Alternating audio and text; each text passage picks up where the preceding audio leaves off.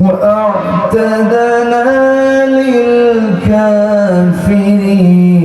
عذابا مهينا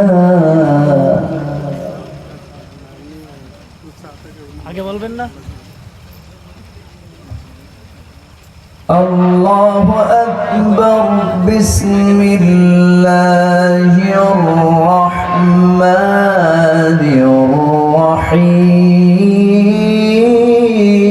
الرحيم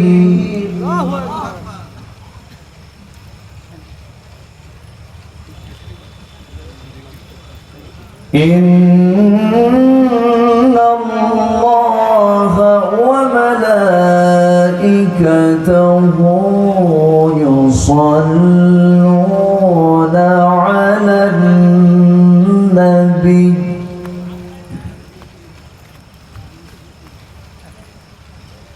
يا أيها الذين آمنوا صلوا عليه وسلموا تسليما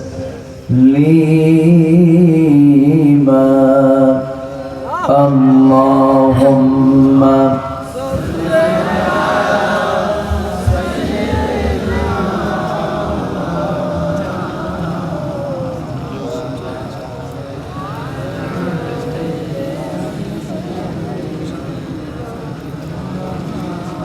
একটু মহব্বত দিয়ে নবীর প্রেমে মাতোয়ারা হয়ে আওয়াজ দিয়ে জবান খুলে সবাই বলুন আল্লাহুম্মা সাল্লি আলা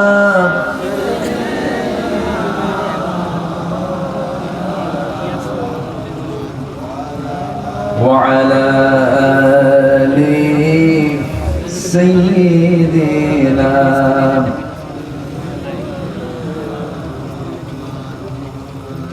তায়েফের কথা ভেবে কাঁদে শুধু দুনয়ন এমন দরদি পেতে কাঁদে মন অনুক্ষণ কাঁদে মন অনুক্ষণ ওহুদ দাতাহারা আহমদ যখন লৌহ মাখা কিয়ামতে উঠবে তখন জিহাদ না করে কিভাবে দেখাবে তুমি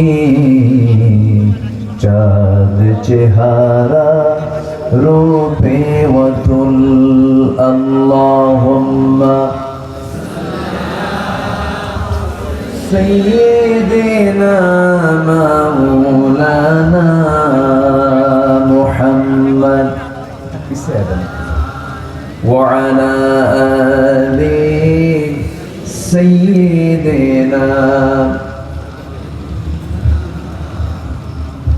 সবাই বলুন বালাগাল উলা বিকামালিহি কাশাফাত তুজা বিজামালিহি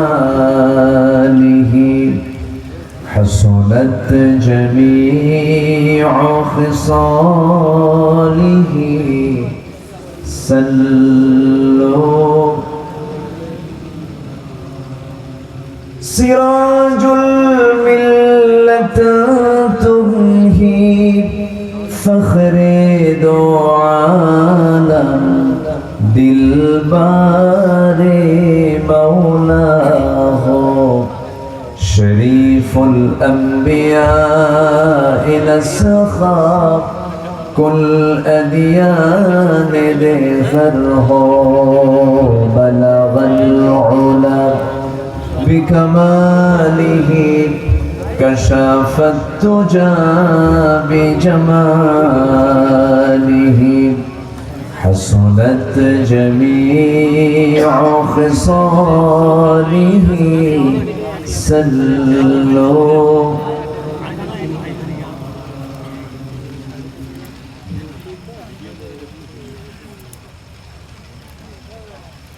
প্রাকৃতিক সৌন্দর্যের অপরূপ লীলাভূমি দেশের দক্ষিণ পশ্চিমাঞ্চল প্রাকৃতিক সৌন্দর্যের এক অপরূপ বনাঞ্চল সুন্দরবন লাগোয়া সীমান্তবর্তী জেলা সাতক্ষীরার সদর উপজেলা ঝিটকি সরকারি প্রাথমিক বিদ্যালয় মাঠে অনুষ্ঠিত পঞ্চম বার্ষিকী তাফসীরুল কোরআন মাহফিল 2024 চৌঠা জ্যৈষ্ঠ 28 মে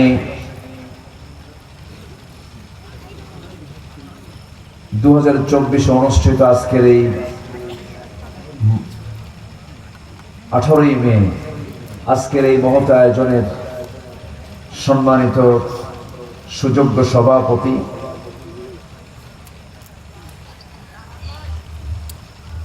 বিশিষ্ট ব্যবসায়ী জনাব আলহাজ আব্দুর রশিদ সাহেব,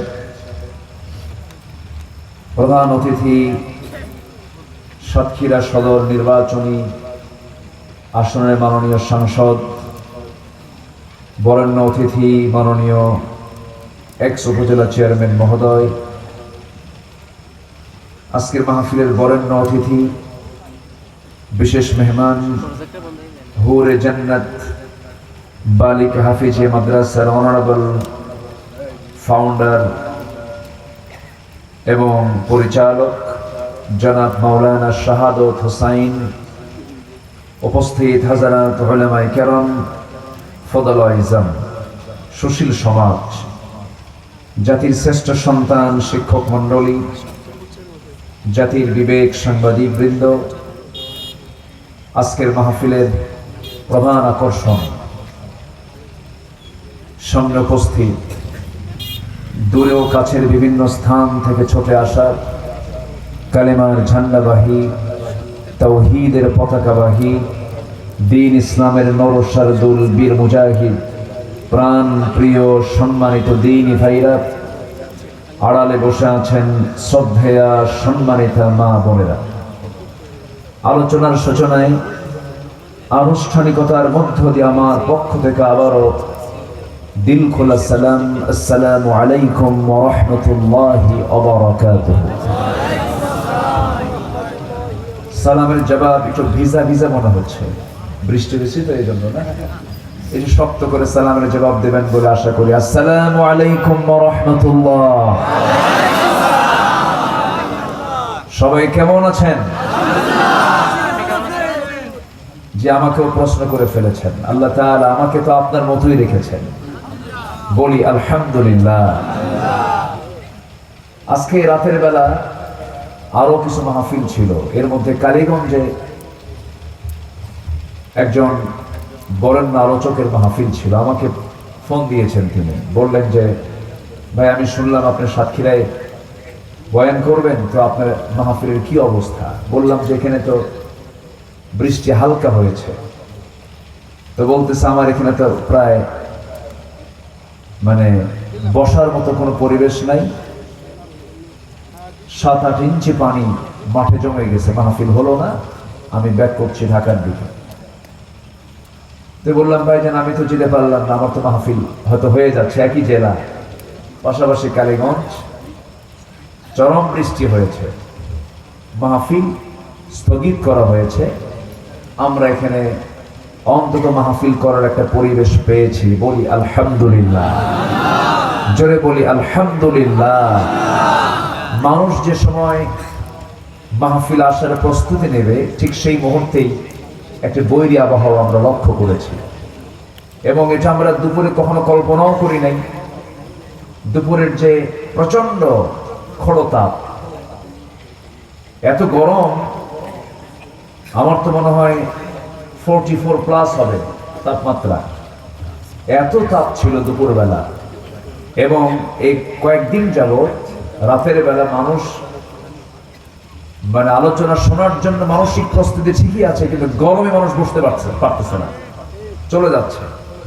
কিন্তু আজকে আমরা একটা আবহাওয়ার এখন একটা অনুকূল পরিবেশ ফিরে পেয়েছি। জোরে বলি আলহামদুলিল্লাহ। এত সুন্দর একটি নিরিবিলি পরিবেশে আমরা বসতে পেরেছি জান্নাতের টুকরায়। যিনি আমাকে আপনাকে কবুল করে নিলেন সেই মহান রবের শানে বলে উঠছি আলহামদুলিল্লাহ। আবারও বলছি আলহামদুলিল্লাহ।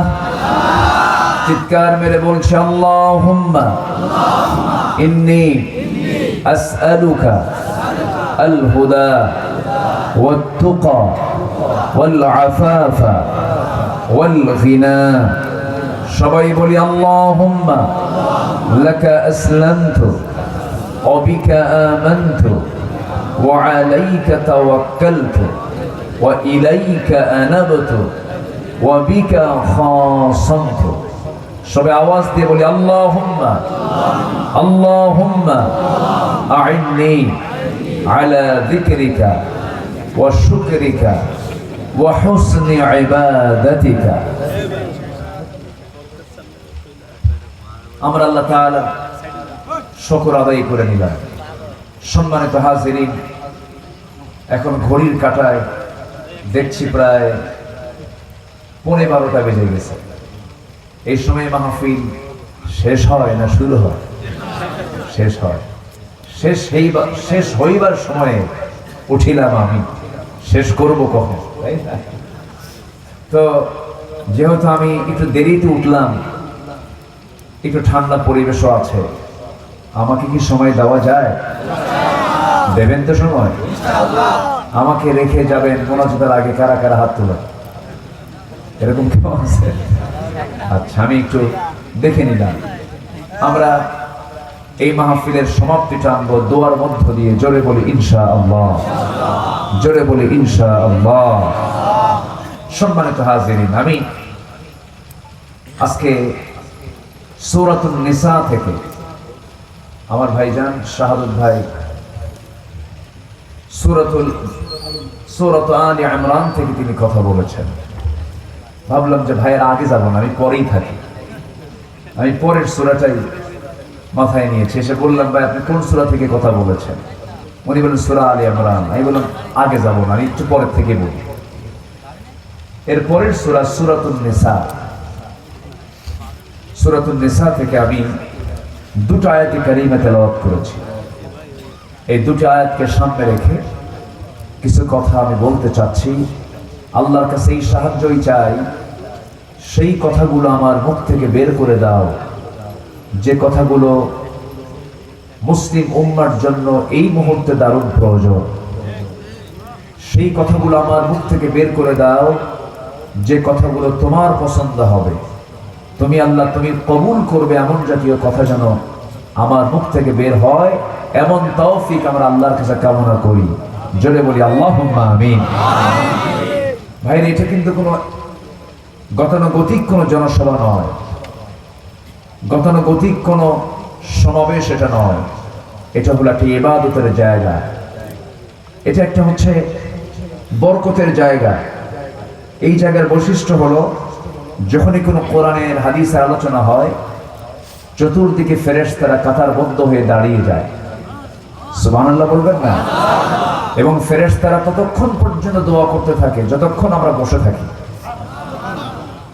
এবং তারা দোয়া করে আল্লাহ এই বান্দাগুলোর তামাম জিন্দেগীর সব গুনাহগুলো মাফ করে দাও। তাহলে এটা কি সাধারণ কোনো জনসভার মতো জনসভা? না, এটা কোনো জমায়েত, সাধারণ কোনো জমায়েত নয়। এটা একটা বরকতের জায়গা। কেন? সব বরকতের মূল কারণ হচ্ছে আমরা শুনতে এসেছি কোন কিতাবের আলোচনা। এটা কোনো মাখলুক না, কিন্তু এটা কোনো সৃষ্টি নয়। এটা হলো আল্লাহর পক্ষ থেকে নাজিল হওয়া আল্লাহর কালাম। পৃথিবীর যা কিছু আমরা দেখতে পাই দু চোখে, সব আমরা দেখতে পাচ্ছি যা, সব মাখলুক।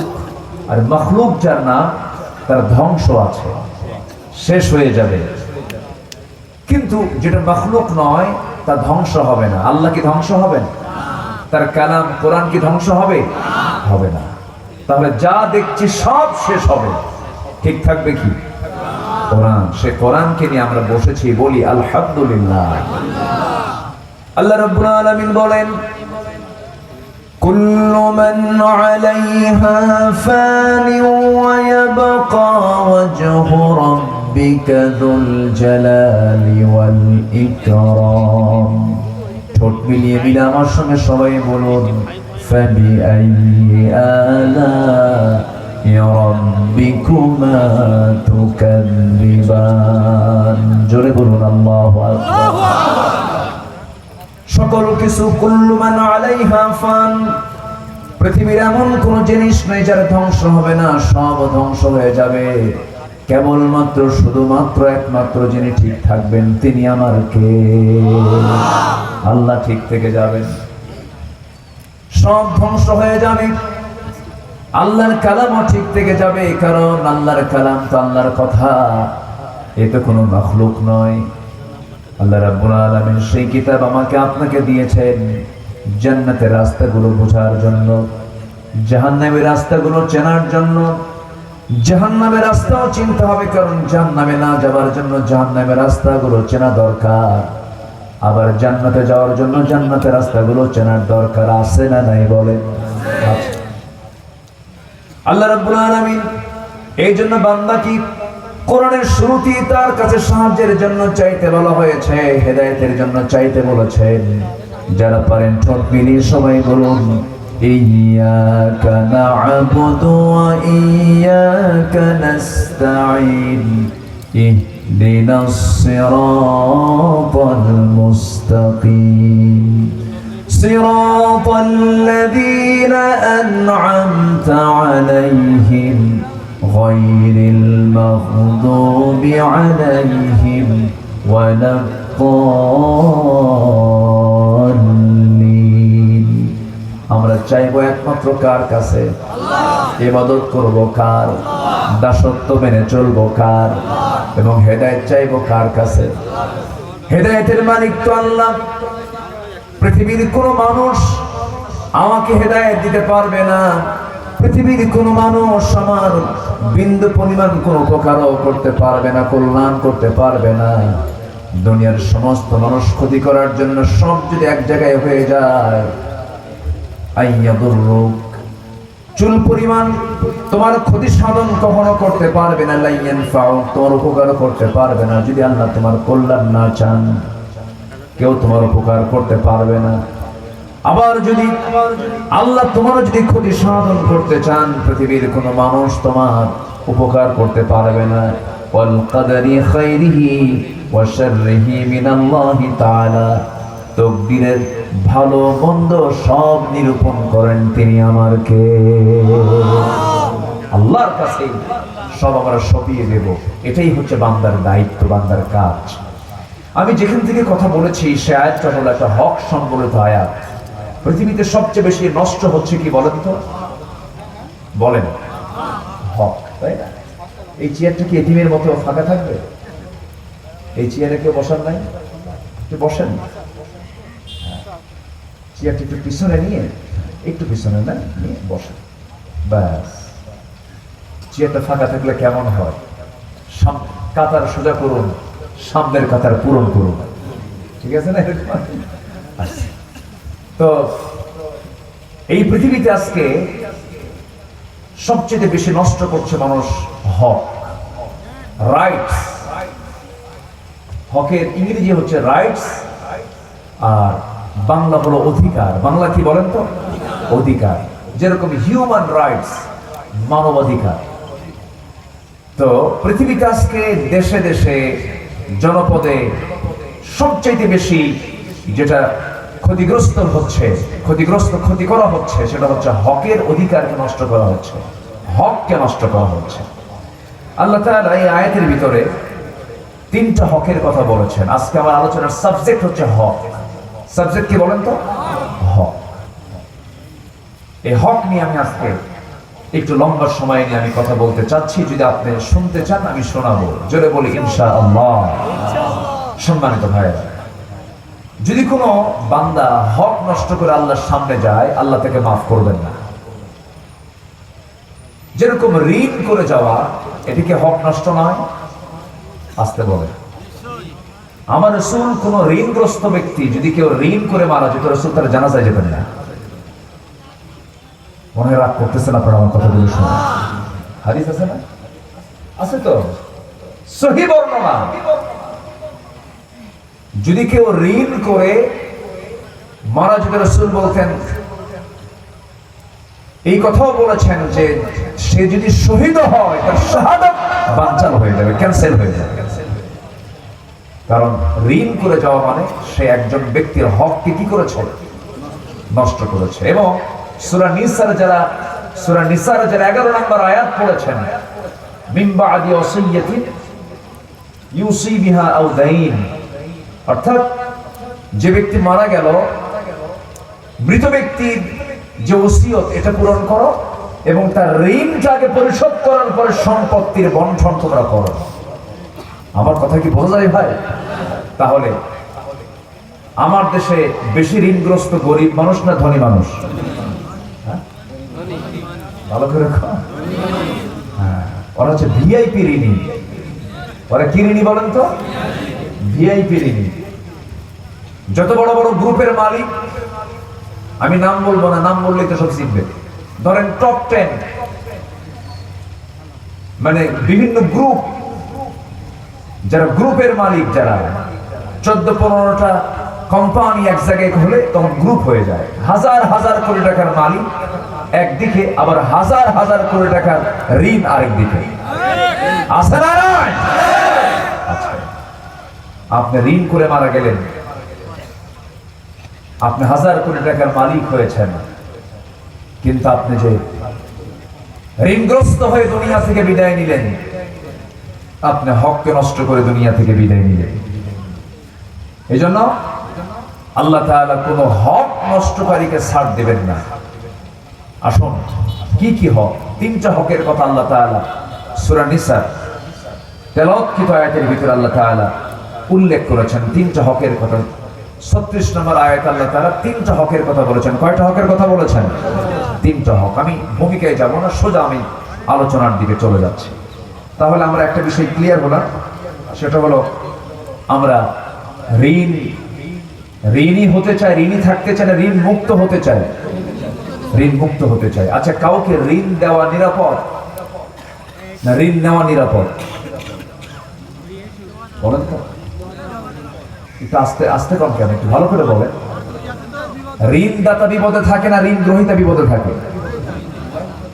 হ্যাঁ, আজকের সমাজের কথা বলছি। ঋণদাতা বিপদে না ঋণ গ্রহীতা বিপদে? কিন্তু আখিরাতে কে বিপদে? ঋণ গ্রহীতা বিপদে। তাহলে আপনি কাউকে ঋণ দিবেন, ঋণ দেওয়া হচ্ছে দানের চাইতে বেশি সওয়াবের কাজ। আপনি কাউকে কারজে হাসানা দিলেন, আপনি কাউকে ঋণ দিলেন, এটা দানের চাইতে কয়েক গুণ বেশি সওয়াব। কিছু কিছু বর্ণনা পাওয়া যায় 18 গুণ বেশি সওয়াব হলো কারজে হাসানা দিলে। কিন্তু আপনি কারজে হাসানা দিচ্ছেন, আজকের এই সমাজের যে চিত্র, যে টাকা করজ দেয় সে বিপদে না যে করজ নেয় সে বিপদে? যে দেয় সে বিপদে। ভাই টাকাটা দিবা না? একদিন বললো, দুদিন বললো, তৃতীয় দিন যখন আবার বলে ভাই টাকাটা দিবা না, চোখ লাল টকটকে বানায় বলে আমার কি সম্মান নাই, তুমি লোকের সামনে আমার কাছে টাকা চাও? যাও, আমি তোমার টাকাই দেবো না। রাগের ঠেলায় ঋণদাতা বলে, ও আল্লাহ, তোমাকে সাক্ষী রেখে বললাম, যা, তোর কাছ থেকে এই দুনিয়ার জিন্দেগি তার টাকাই কোনোদিন চাবো না, হাসরের দিন তুলে নেব। জবাবে ঋণ গ্রহীতা কয়, যাক, লম্বা ডেট পাইলাম। কি ডেট পাইছে? লম্বা ডেট পাইছে। তাহলে বলেন তো, আখিরাতের কি ভয় ওই বান্দার মধ্যে আছে? আসতে বলবেন না আছে? আমার এই কথাগুলো দোকানদারদের খুব কাজে লাগবে। যারা দোকানদাররা আছেন তারা খুব খুশি হচ্ছেন, বুঝলে? ভালো করে কম, হালখাতা কইলেও টাকা পাই না, হালখাতা কইলেও টাকা পাই। হালখাতায় খাইতে আসে, আমি তো মনে করি এটা এক প্রকার ঘুষ। এটা মানে ঘুষ মানে কি? এটা এক প্রকার জুলুমই আমি বলবো। আপনার ঋণ শোধ করার দায়িত্ব আপনার। যে আপনাকে ঋণ দিয়েছে, যে আপনাকে বাকি দিয়েছে, উচিত তারে খাওয়াইয়া টাকা শোধ করা। ঠিক কিনা বলেন? উল্টা হালখাতা। তাও টাকা উঠে না। এক ব্যবসায়ী আমাকে বলেন, হুজুর 1 কোটি টাকা আমার বাকি গেছে, টাকা পাইছি 10 লাখ, খরচ করছি 4 লাখ। খরচ করছি কত? 4 লাখ। আমি কি ভুল বলতেছি ভাই কথাগুলো? এই কথাগুলো কি বলার প্রয়োজন আছে? আমার রাসূলকে প্রশ্ন করা হলো, মাতা সাআ ইয়া রাসূলুল্লাহ, কিয়ামত কখন হবে? পৃথিবী ধ্বংস কখন হয়ে যাবে? মহাপ্রলয় কখন হবে? আল কারিয়া কখন হবে? রাসূলকে যখন প্রশ্ন করা হলো, রাসূল বলেন, ইদা উদিআতিল আমানা, যখন আমানতদারিতা নষ্ট হয়ে যাবে, আমানত যখন থাকবে না, কারোর সম্পদ দখল করে নেওয়াকে যোগ্যতা মনে করা হবে, অন্যের হক নষ্ট করে ফেলাকে যোগ্যতা মনে করা হবে। যে যে পদের যোগ্য নয় সেই পদে একটা লোক যখন বসে যাবে, অযোগ্য লোক যখন চেয়ারে বসবে, তুমি ভাববে কিয়ামত অতি নিকটে। কি ঠিক কিনা বলেন? চেয়ারে যে লোক বসা দরকার ছিল সেই লোক না, অন্য অযোগ্য লোক বসে যে ভাবতে হবে এটা কিয়ামতের লক্ষণ। এটা কিসের লক্ষণ? এটা তো আমাদের দেশে নাই এখন। আসতে বলে আছে না? নাই। মসজিদ কমিটির সভাপতি হওয়া উচিত নামাজি না বেনামাজি? বলেন। আপনি জরিপ করে দেখেন তো, অধিকাংশ বাংলাদেশের যতগুলো মসজিদ আছে, ম্যাক্সিমাম কমিটির সভাপতি নামাজি না বেনামাজি? বেনামাজি। সেক্রেটারি, ক্যাশিয়ার বেনামাজি। এরা জোর করে হয়েছে। এরা কি করে হয়েছে? জোর করে। অযোগ্য লোকগুলো চেয়ারে বসে যাবে, সেই সময় তুমি মনে করবে কিয়ামত খুব নিকটে। যখন দেখবে মূর্খ মানুষগুলো ক্ষমতার চেয়ারে বসে আছে, জ্ঞানী লোকগুলো তাদের ভয়ে পালায় বেড়াচ্ছে, তখন ভাববে কিয়ামত খুব কাছে চলে এসেছে। এমন লক্ষণ এখন আছে না নাই? একটু মনোযোগ দিয়ে কথাগুলো শুনুন, কথাগুলো কাজে লাগবে। যদি আজকে আমার যে আলোচনার সাবজেক্টটা একটু রস মিশ্রিত কথা নয়। এই হক নিয়ে কথা বলা মানে কারো কারো গায়ে লেগে যাবে। যেরকম বনের সম্পত্তি মেরে খাওয়া ভাই যদি এখানে থাকে, ভাল লাগবে না? এরকম লোক তো সাক্ষীরাই নাই, আছে? বনের সম্পত্তি মেরে খায়, এতিমের সম্পত্তি মেরে খায়। এতিমের বাপ মারা গেছে, নিজের আপন বড় ভাই মারা গেছে, ভাতিজা দুনিয়াতে রেখে চলে গেছে। আপন চাচা এতিম ভাতিজার সম্পদটা, রাস্তার ধারের যে জায়গাগুলো সব নিজের নামে দলিল করে ভাতিজাকে ঠকায় দিচ্ছে। 10 লক্ষ টাকা শতাংশের জায়গা নিজের নামে চাচা লিখে নিয়ে ভাতিজার নামে যেগুলো 50,000 টাকা শতক, 20,000 টাকা শতকের জমিটা ভাতিজার নামে রেখে দিয়েছে। আপনি শতক মিল রেখেছেন, কিন্তু আপনি জমির কদর অনুযায়ী আপনি দলিল করেন না, আপনি জাহান্নামী। আসতে কোন কেন? ঠিক কিনা? এগুলো হক। এগুলো কি হক? কপাল খালি কালো বানালে হবে না। হ্যাঁ, কপাল শুধু কালো বানালে হবে না। কপাল কালোওয়ালা, লম্বা জুব্বাওয়ালা, লাল টকটকে দাড়িওয়ালা দেখে মনে হয় জিব্রাইলের মতো। সূরাতে জিব্রাইল, সিরাতে শয়তান। আছে না নাই? এগুলো বদমাইশ। কোন হক আমরা নষ্ট করব না। জোরে বলি ইনশাআল্লাহ। হক কি জিনিস দেখেন। টুপির হক হলো, টুপি কোথায় থাকে বলেন তো? এই যে মাথায়, আমার মাথায়, এই যে ভাইয়ের মাথায়। টুপি এখন মাথায় না দেয়, হাঁটুতে দেয়। এটা কি টুপির হক আদায় হলো? আচ্ছা, আলেম থাকবে, একজন বক্তা থাকার কথা উচিত কোথায়? মঞ্চে না? মঞ্চে থাকা উচিত না? ওনার দায়িত্ব হলো মানুষকে দিনের পথে উদ্বুদ্ধ করা, দিনের পথে ডাকা। সে আলেমকে যদি আপনি মঞ্চে না রেখে যদি জেলখানায় ঢুকান, এদিকে হক নষ্ট না? এগুলো হক তো এখন নষ্ট হচ্ছে না। আসতে কয় নষ্ট আছে না?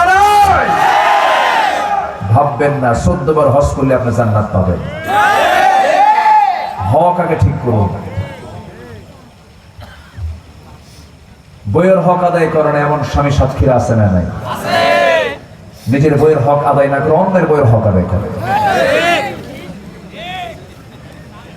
রাগ করতেছেন নাকি?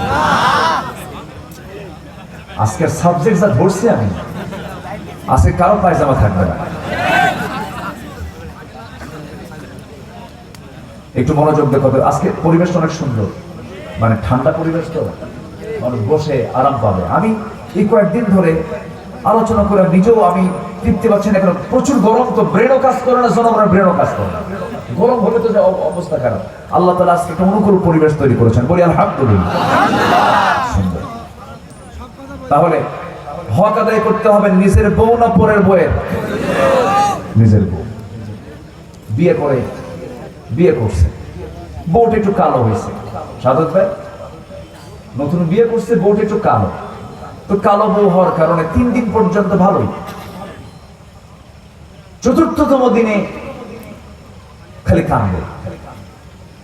তুই নতুন বিয়ে কইরা বউ পালি ঘরে, নতুন বউ ঘরে থাকাতে তুই চোখে পানি কেন? বউটা একটু কালো তো। বলে যে আমার বউটা কালো হয়েছে। সুমনের বউ দেখতে কত সুন্দর, দেখেন নজর গেছে সুমনের বউর দিকে। বলেন তো ঠিক চোখের হক নষ্ট না? আস্তে কর, কি চোখের হক নষ্ট হলো কিনা বলেন? এই চোখ দিয়ে দেখতে হবে অন্যের বউ না নিজের বউ? দেখে কার বউ? নষ্ট। সবকিছুর হক আছে, হাতের হক আছে না নাই? এমনি থাপ্পড় মারা, এই হাতের হক কি এমনি একজনের বিরুদ্ধে রায় দেওয়া? এই হাতের হক কি অন্যায় করে একজনের বিরুদ্ধে মামলা দেওয়া? বিচার হবে কিয়ামতের দিন, আদালতে, আখিরাতে। হক নষ্ট করা যাবে না। আল্লাহ রাব্বুল আলামিন এক জায়গায় বলছেন, ইন্নাল্লাহা ইয়া'মুরুকুম আন তু'আদ্দুল আমানাতি ইলা আহলিহা ওয়া ইযা হাকামতুম বাইনান নাসি আন তাহকুমু বিল আদল ইন্নাল্লাহা নি'মা ইয়া'iদুকুম বিহি। জোরে বলুন আল্লাহু আকবার। তোমরা আমানত রক্ষা করো, যখন বিচার করতে যাবি আদলটাকে ঠিক রাখো, আদালত ঠিক রাখো, সমতা ঠিক রাখো। ইআদিলু হুয়া আকরাবু লিত্তাকওয়া, ইতিদাল ঠিক রাখবা, বিচার ঠিক রাখবে, এটাই হলো সবচেয়ে বড় তাকওয়া। জোরে কোন সুবহানাল্লাহ। বুজুর্গি পট্টির মধ্যে নাই, বুজুর্গি তসবির মধ্যে নাই, বুজুর্গি শুধু লম্বা জুব্বার মধ্যে নাই, বুজুর্গি শুধু হজের মধ্যে নাই, বুজুর্গি হলো হক রক্ষার মধ্য দিয়ে। আজকের সমাজ সব ওলট পালট হয়ে গেছে। একটা রূপক কথা বলছি, বাস্তব না, রূপক বোঝানোর জন্য।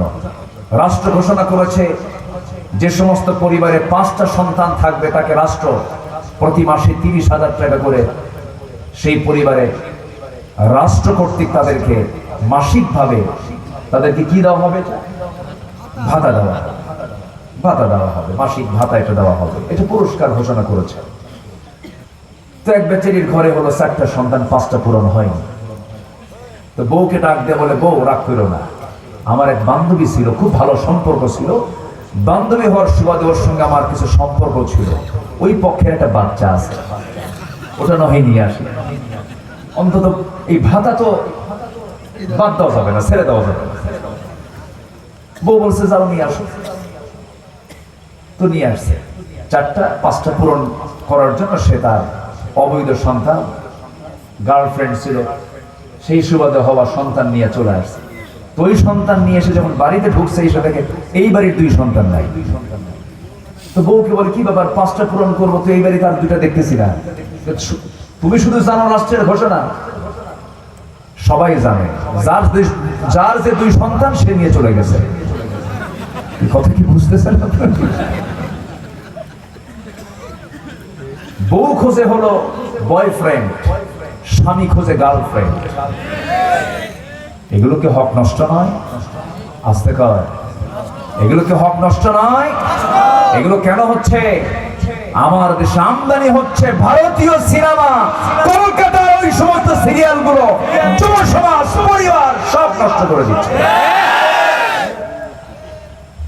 সব শেষ করে দিচ্ছে। চরিত্র বলতে কিচ্ছু নাই, সব ধ্বংসের দিকে আজকে।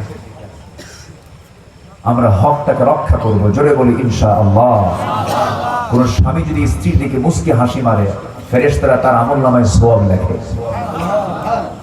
কোন স্ত্রী যদি তার স্বামীকে সন্তুষ্ট করার জন্য একটু মুস্কি হাসি দেয়, ফেরেশতারা সন্ধ্যা পর্যন্ত ওই মহিলার জন্য দোয়া করে। এগুলো হক, এগুলো কি হক। কিন্তু এই শান্তিগুলো সব দূর হয়ে গেল। স্বামী স্ত্রীর মধ্যে মহব্বত নাই, পরিবারে আজকে আগুন দাও দাও করে জ্বলতেছে। শুধুমাত্র কারণ হলো ইসলাম না থাকার কারণে। প্রত্যেকটা জায়গায় আজকে ইসলাম যদি বাস্তবায়ন থাকতো, এই সমাজের এই চিত্র হতো না। যুব সমাজগুলোকে ধ্বংস করে দেওয়া হয়েছে গেমস দিয়া, বিভিন্ন মাদক দ্রব্য দিয়া। ইয়াবাগুলো সহজেই পাওয়া যায়, নেশা দ্রব্যগুলো সহজেই পাওয়া যায়। যুবকদেরকে ধ্বংস করে দিচ্ছে হলো মাদক দিয়া, মেয়েদেরকে ধ্বংস করতেছে হলো ভারতীয়, ইন্ডিয়ান, কলকাতান সিরিয়াল গুলো দিয়া।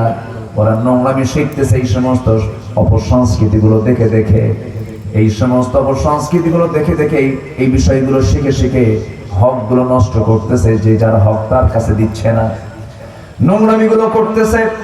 এই জন্য আল্লাহ রাব্বুল আলামিন বলছেন, বান্দারে হক নষ্ট করো না। কিয়ামতের দিন প্রথম প্রশ্ন হবে হক নিয়া। আমি আল্লাহ তাআলা হকের বিচারটা আগে করব। নামাজটা কার হক? আসতে বলবেন না কার হক? কিয়ামতের দিন প্রথম প্রশ্ন হবে কি নিয়া? আসতে বলবেন না কি নিয়া? বলে নামাজ নিয়া। আল্লাহ রাব্বুল আলামিন সূরা নিসার 36 নম্বর আয়াতে তিনটা হক নিয়ে কথা বলেছেন। আসন্ন সে আয়াতের দিকে আস্তে আস্তে চলে যাই। মহান রব্বুল আলামিন সুন্দর করে বলছেন, ওয়া'বুদুল্লাহা ওয়া লা তুশরিকু বিহি শাইআন ওয়া বিল ওয়ালিদাইনি ইহসানা ওয়া বিযিল কুরবা ওয়াল ইয়াতামা ওয়াল মাসাকিনি ওয়াল জারি যিল কুরবা والجار الجنب والصاحب بالجنب وابن السبيل وما ملكت أيمانكم إن الله لا يحب من كان مختالا فخورا جربون الله أكبر আল্লাহ রাব্বুল আলামিন আগে তার হকের কথা বলেছেন। এক নাম্বার কার হক? আসতে বলবেন না কার হক? আমরা ইবাদত গুলো করবো কার? কারণ তিনি ইবাদত পাওয়ার একমাত্র যোগ্য। আমার আল্লাহ ইবাদতের একমাত্র যোগ্য, কারণ তিনি সূর্য আমাকে দিয়েছেন, চন্দ্র আমাকে দিয়েছেন, আকাশ আমাকে দিয়েছেন, জমিন আমাকে দিয়েছেন, সাত সমুদ্র আমাকে দিয়েছেন, অক্সিজেন আমাকে দিয়েছেন, সকল প্রাণীগুলো আমার খাদেম বানায় দিয়েছেন। আল্লাহ সুন্দর করে বলছেন, হুয়াল্লাযী খালাকা লাকুম মা ফিল আরদি জামিআ। তিনি সেই মহান সত্তা যিনি তোমাদের জন্য গোটা পৃথিবীর যত সৃষ্টিগুলো সব তোমাদের জন্য আমি আল্লাহ সৃষ্টি করে দিয়েছি। সমস্ত প্রাণী জগৎকে তোমার খাদেম বানায় দিয়েছি। আকাশ তোমার জন্য বানাইছি, জমিন তোমার জন্য বানাইছি, এই বিশাল সূর্য তোমার জন্য বানাইছি। এই সূর্য কি কখনো অস্তমিত হয়? এই সূর্য কি কখনো হেরে যায় না? দুনিয়াতেই থেকে যায়। এই যে আমরা এখন বাংলাদেশের জমিন অবস্থান করছি, এখন সূর্যটা আমাদের চোখে পড়ছে না, আমরা অন্ধকারে চলে আসছি। আসলে সূর্য হেরে গেছে না আছে? এখন আছে হলো আমেরিকার আকাশে। আমেরিকা এখন দিনের বেলা, বাংলাদেশ এখন রাত্রিবেলা। 24 ঘন্টা সূর্য তার সার্ভিস দিয়ে যেতেছে। আল্লাহ বলছেন, শোনো বান্দা, পৃথিবীর এমন কোন সৃষ্টি নেই, প্রত্যেকটা সৃষ্টি আমার কাছে সেজদা দেয়, আমার জিকির আজগার করে, আমার শুকরিয়া আদায় করে, আমার তাসবিহ জপে। ওয়ালাকিন লা তাফকাহুনা তাসবিহাহুম, তোমরা তাদের তাসবির ভাষাটা বুঝো না। প্রত্যেক সৃষ্টি সবগুলো তাসবিহ প্রকাশ করে কার?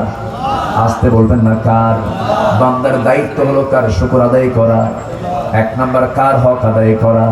আল্লাহর হক আদায় করা। আল্লাহ রাব্বুল আলামিন এই জন্য বলছেন, বান্দা এক নাম্বার হক হলো আমার তুই দাসত্ব করবি, আমার হুকুমকে মেনে চলবি। ওয়া'বুদুল্লাহ ইবাদত কাকে বলে? ইবাদতের লম্বা সংজ্ঞা আমি না দিয়ে শুধু এক লাইনে বলে দিতে চাই। ইবাদতের শর্ট সংজ্ঞা হলো, বান্দা সমস্ত কাজগুলো করবে বান্দার ইচ্ছায় না আল্লাহর ইচ্ছায়। আসতে বলবে না, বান্দা তার নিজের ইচ্ছায় করবে না, আল্লাহর ইচ্ছায় করবে। নিজের আইনে করবে না, আল্লাহর আইনে করবে। বান্দা চলবে মানুষের আইনে না আল্লাহর আইনে। কিন্তু দুঃখজনক হলো সত্য, আজকে সমাজ রাষ্ট্র চলছে বান্দার আইনে না আল্লাহর আইনে।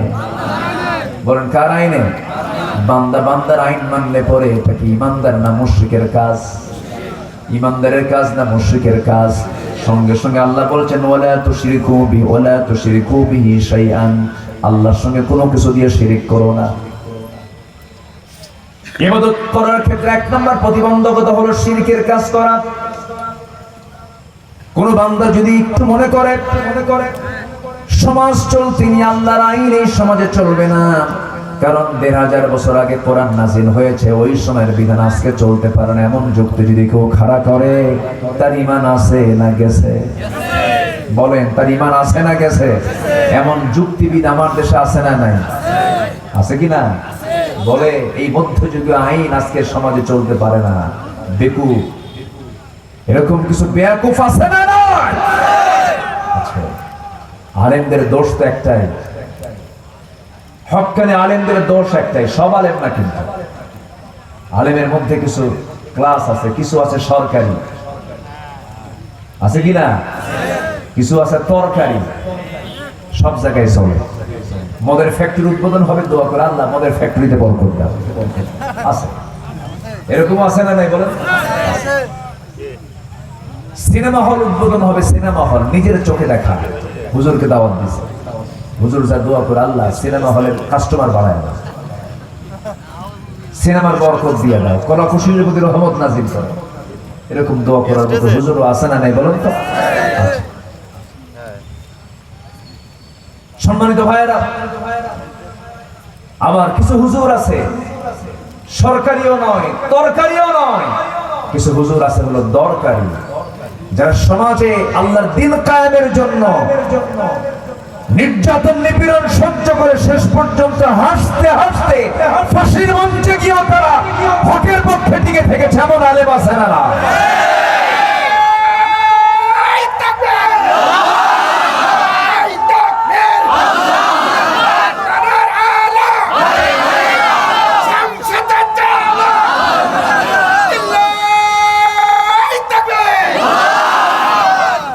এই যে মুরব্বী একটা স্লোগান দিলেন, এটাও অনেকের গায়ে চুলকানি শুরু হয়, আছে কিনা? কত মাহফিলে যে আমাকে বলেছে এরকম, হুজুর ওয়াজ করবেন কিন্তু কোনো স্লোগান চলবে না, তাহলে নামাজ পড়ো তাকবীর দিও না। নাকি ওর যুক্তিতে এই কথাও তো আসে, নামাজ কি তাকবীর ছাড়া হয়? তাকবীর দেওয়া কি নামাজে? তাকবীর দেওয়া কি ফরজ? তাকবীর ছাড়া নামাজ হবে নাকি? আল্লাহু আকবার না বললে তো নামাজই হবে না। সম্মানিত ভাইয়েরা, তাহলে তাকবীর নামাজে দরকার আছে না নাই? নামাজে তাকবীর লাগে, তুমি সমাজে তাকবীর দিবা না। নামাজে তাকবীর মানবা, সমাজে তাকবীর মানবা না, তোমার ঈমান আছে না গেছে? তাকবীর দেওয়া কার হক? আসতে বলবেন না, কার হক? আল্লাহর হক। সম্মানিত ভাইয়েরা, তাকবীর শুনলে অনেকের গা জ্বলে, কেন জানেন? এর কারণ হলো ওর কাছে আল্লাহর আইন বরদাস্ত হয় না। যাদের কাছে আল্লাহর আইন বরদাস্ত হয় না, তাদের কাছে এই তাকবীর পছন্দ হয় না। যে তাকবীরকে পছন্দ করে না, তার জানাজা না হওয়া দরকার। জানাজা তো তাকবীর আছে, আছে না? জানাজা তো কি আছে? তাহলে ওদের যদি জানাজা অন্তত হয়, অন্তত দোয়া টোয়া না কইরা কুত্তা বিলাইয়ের মতো বিদায় করা দরকার, ঠিক কি না? ওদের কর্ম অনুযায়ী ফলাফল হওয়া দরকার। সম্মানিত ভাইয়েরা, সারা জীবন হুজুরের বিরোধিতা করে, মারা যাওয়ার পর ওদের আত্মীয় স্বজন এসে বলে হুজুর জানাজাটা দিয়ে দেন। কিছু সময় এমন হুজুর বিপদে পড়ে যে জানাজা না করে কি করবে, জানে যে এই লোকটা খারাপ ছিল, নামাজে দাঁড়ায় বলে, জানাজায় দাঁড়ায় বলে জনগণ ছাড়া না আমিও পারি না, আল্লাহু আকবার। আর মনে মনে কি আল্লাহ তুমি ওর জাহান্নাম দিও। কি করবে আর? সম্মানিত ভাইয়েরা, আমরা সবার আগে কার হক আদায় করব? আসতে বলবেন না, কার হক? আল্লাহর হক আদায় করার জন্য এক নম্বর কাজ হলো নামাজ। এক নম্বর কাজ কি বলেন? নামাজ। আল্লাহ তাআলা রাসূলকে দিয়েছেন এক নম্বর কর্মসূচি কিসের বলেন? নামাজের কর্মসূচি। কিন্তু আজকে নামাজের কর্মসূচি অনেকেরই নাই। নামাজের কর্মসূচির জন্য কোনো জামা নাই, বসেন না, বসেন। আপনি থাকলে আমি প্রাণ পাবো, বসেন। থাকেন না, কি আছে? জি ইনশাআল্লাহ একটু ঘুরে আসবেন, জনগণ যদি যাই আমরা একটু ঘুরে আসি। আচ্ছা ঠিক আছে, একটু মজা করলাম। আপনি এখানে বসেন। কষ্ট হচ্ছে নাকি আপনাদের? কোনো সমস্যা নাই তো? আচ্ছা, তাহলে মুসলমানদের এক নম্বর কর্মসূচি হবে কিসের কর্মসূচি বলেন তো? নামাজের। নামাজ আছে যেখানে আমরা আছি। যে দলে নামাজের কর্মসূচি নেই সেই দলে আমাদের যাওয়ার দরকার। নামাজবিহীন দল আছে না নাই? আছে কি না? আছে। যে দলের নেতাই হলো শ্রী রামায়ণ চন্দ্র দাস, নামাজ খুঁজে পাবেন কেন? আছে না নাই বলে? আমি হিন্দু ভাইকে কটাক্ষ করছি না, আবার ভুল বুঝবেন না। ভিন্ন খাতে আমার কথাকে প্রবাহিত করবেন না। আমার দেশে হিন্দু মুসলিম মিলেমিশে থাকা এটা হাজার বছরের ইতিহাস ও ঐতিহ্য। আমরা মন্দিরে কখনো হামলা করতে বলি না। আমরা হিন্দু ভাইদের কোন মন্দিরের মূর্তিকে আমরা গালি দিতে বলি না। তারা তাদের স্বাধীনতা নিয়ে ধর্ম পালন করবে, এতে মুসলমানদের কোনো আপত্তি, ইসলামের কোনো বাধা নাই। কিন্তু মুসলমান কেন দুর্গা পূজায় যায়? এখানে কথা আছে, ঠিক কিনা বলেন? মুসলমান কেন দুর্গা পূজায় যাবে? ধর্ম যার যার, উৎসব সবার, এটা ইমানদারের বক্তব্য হতে পারে না। ধর্ম যার যার, উৎসব সবার যদি হয়, তাহলে কোন হিন্দু কাজ পর্যন্ত, কোন ইহুদি খ্রিস্টান কাজ পর্যন্ত কি দেখেছেন আমার আপনার মসজিদে গিয়ে নামাজ আদায় করতে, ঈদগাহের মাঠে যেতে, হজের কোন অনুষ্ঠানে যেতে, রমজান মাসে ইফতার করতে দেখেছেন? এটা ভণ্ড কথা না বলেন তো? রং কথা না এটা? ধর্ম যার যার, উৎসব সবার, বউ যার যার, হক সবার,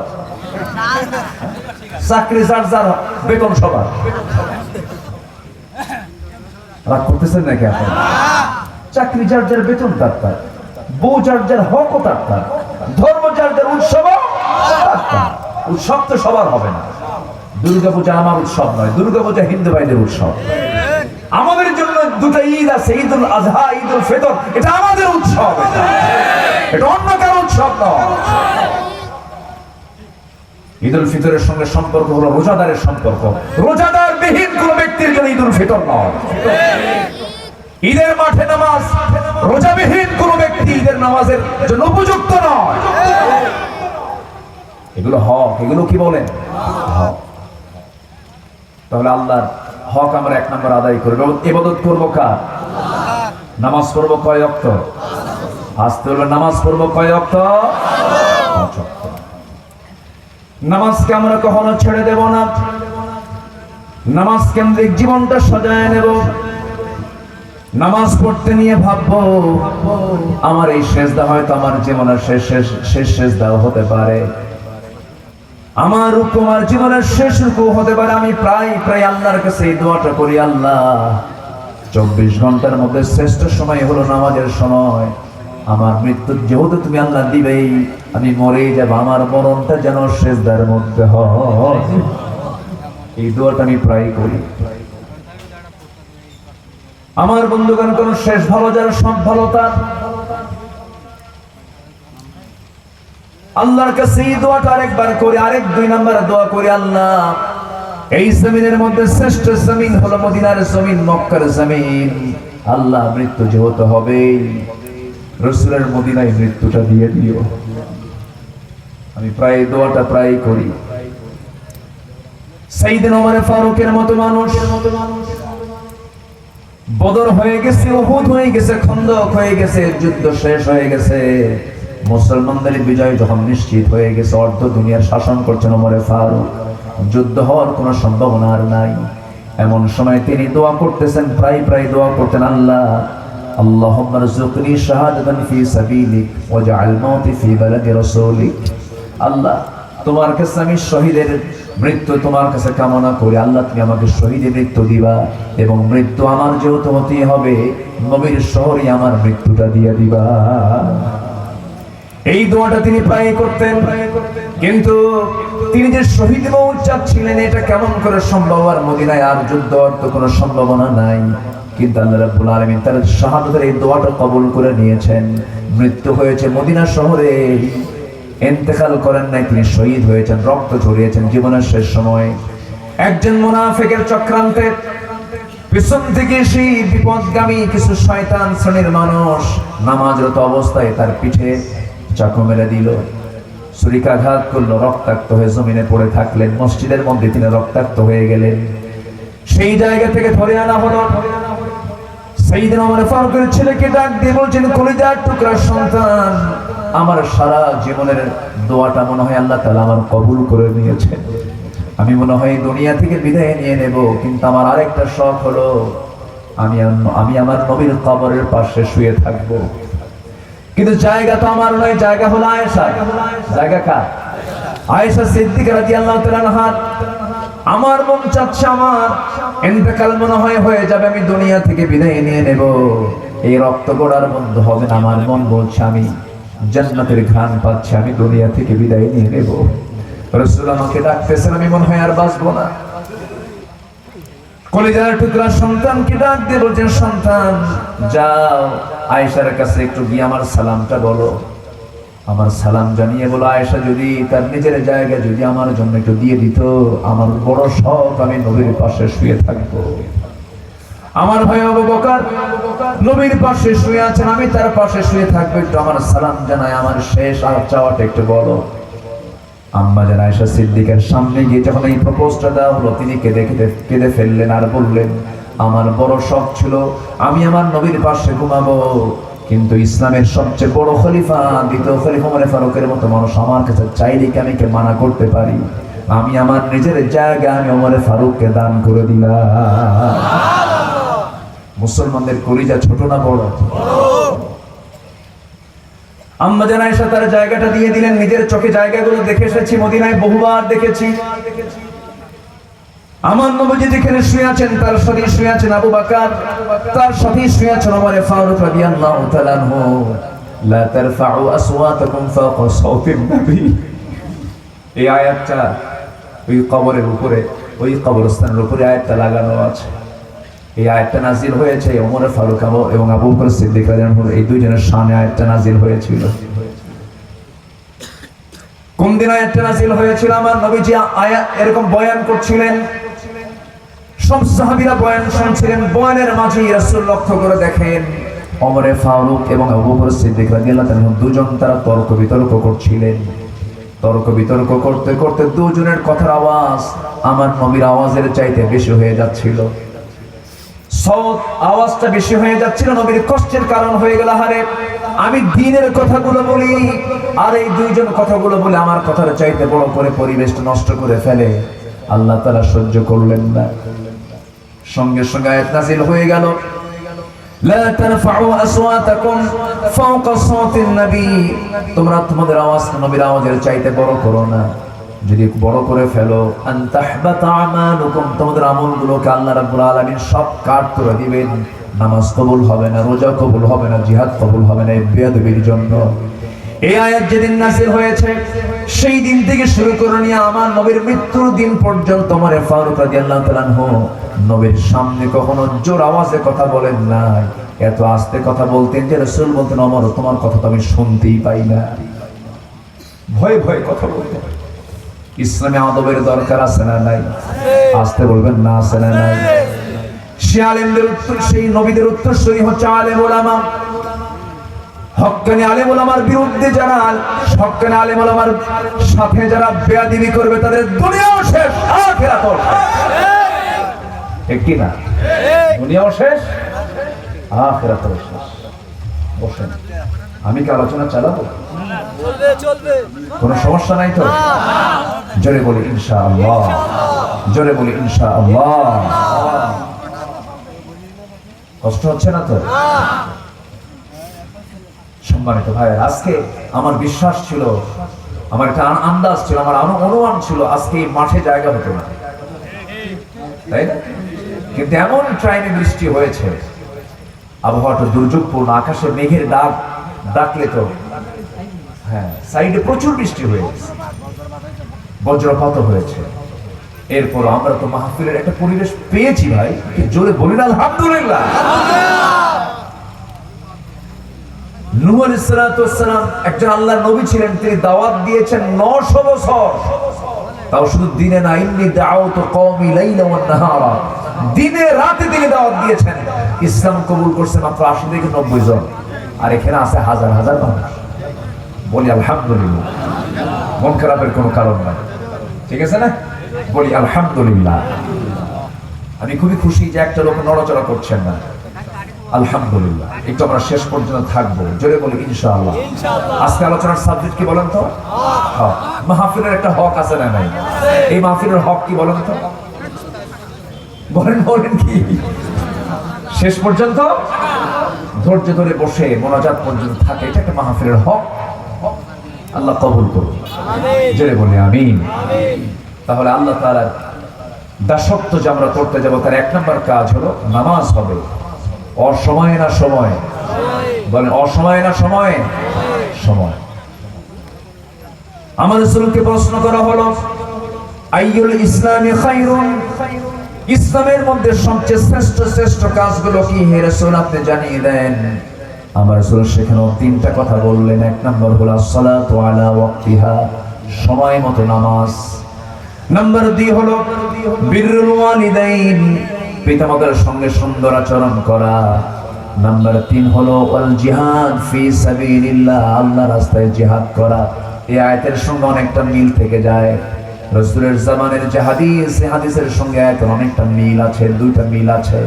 আল্লাহ তাআলা এখানে আগে বলছেন তোমরা আমার হক আদায় করো, শিরকের কাজ করো না। নাম্বার 2, পিতামাতার আনুগত্য করো, পিতামাতার সঙ্গে সুন্দর আচরণ করো, নাফরমানি করো না, খারাপ আচরণ করো না। আজকের সমাজে পিতামাতার বাধ্য সন্তান বেশি না অবাধ্য সন্তান বেশি? বাধ্য না অবাধ্য? পিতামাতার খেদমত করা সন্তান বেশি না কষ্ট দেওয়া সন্তান বেশি?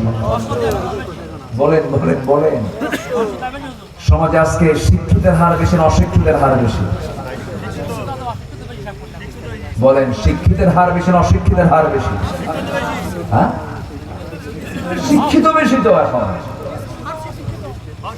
তাহলে শিক্ষিতের হার বেশি, কিন্তু শিক্ষার মান বেড়েছে না কমেছে? কমেছে। শিক্ষার মান কমেছে। শিক্ষিতের হার বাড়লো, কিন্তু শিক্ষার মান কমে গেছে। তার বড় প্রমাণ, এটার প্রভাব পড়েছে প্রত্যেকটা ফ্যামিলিতে, প্রত্যেকটা পরিবারে। বাপ মাকে দেখার মতো সন্তান নাই। আমি কি ভুল বলছি? বাপ মা অবহেলিত। বরঞ্চ আগে মূর্খ সন্তান ছিল, মূর্খ, পড়াশোনা করে নাই, কিন্তু বাপ মার প্রতি চোখ রাঙিয়ে কথা বলার মতো সাহস ওই মূর্খ সন্তানরা রাখে নাই। তারা আসলে মূর্খ নয়, তারাই ভালো ছিল। তারাই হয়তো লিখতে জানতো না, হয়তো পড়তে জানতো না, কিন্তু বাপ মার সেবা করতে হবে এটা ঠিকই জানতো। বলেন আলহামদুলিল্লাহ। বাপ মার সামনে চোখ রাঙিয়ে কথা বলা তারা শিখতো না, জানতো না। আজকে আমার আলোচনার সাবজেক্ট একটা হক নিয়ে। আমরা হকগুলো ঠিক রাখার চেষ্টা করব। টুপির কাজ যেমন মাথায় রাখা, এটা টুপির হক। চশমার কাজ হলো চোখে রাখা, এটা চশমার হক। ঘড়ির হক হলো হাতে রাখা, এটা হলো ঘড়ির হক। জুতার হক হলো পায়ে রাখা, জুতা যদি কেউ পায়ে না রেখে গলায় ঝুলায়, হক হলো নাকি? বলেন, জিল্লতি হয়ে গেল। জুতা মানায় হলো পায়ে, জুতা কখনো গলায় মানায় না। ঠিক তেমনি আল্লাহ তাআলা যে হকের কথাগুলো বলেছেন, সে হকগুলো ঠিক রাখো, নচেত হক নষ্ট হবে, তোমার জাহান্নাম যেতে হবে।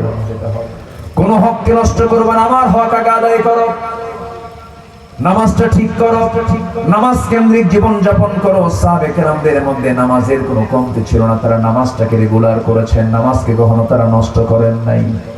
যত কাজ থাকুক না কেন নামাজের তারা গুরুত্ব দিয়েছেন।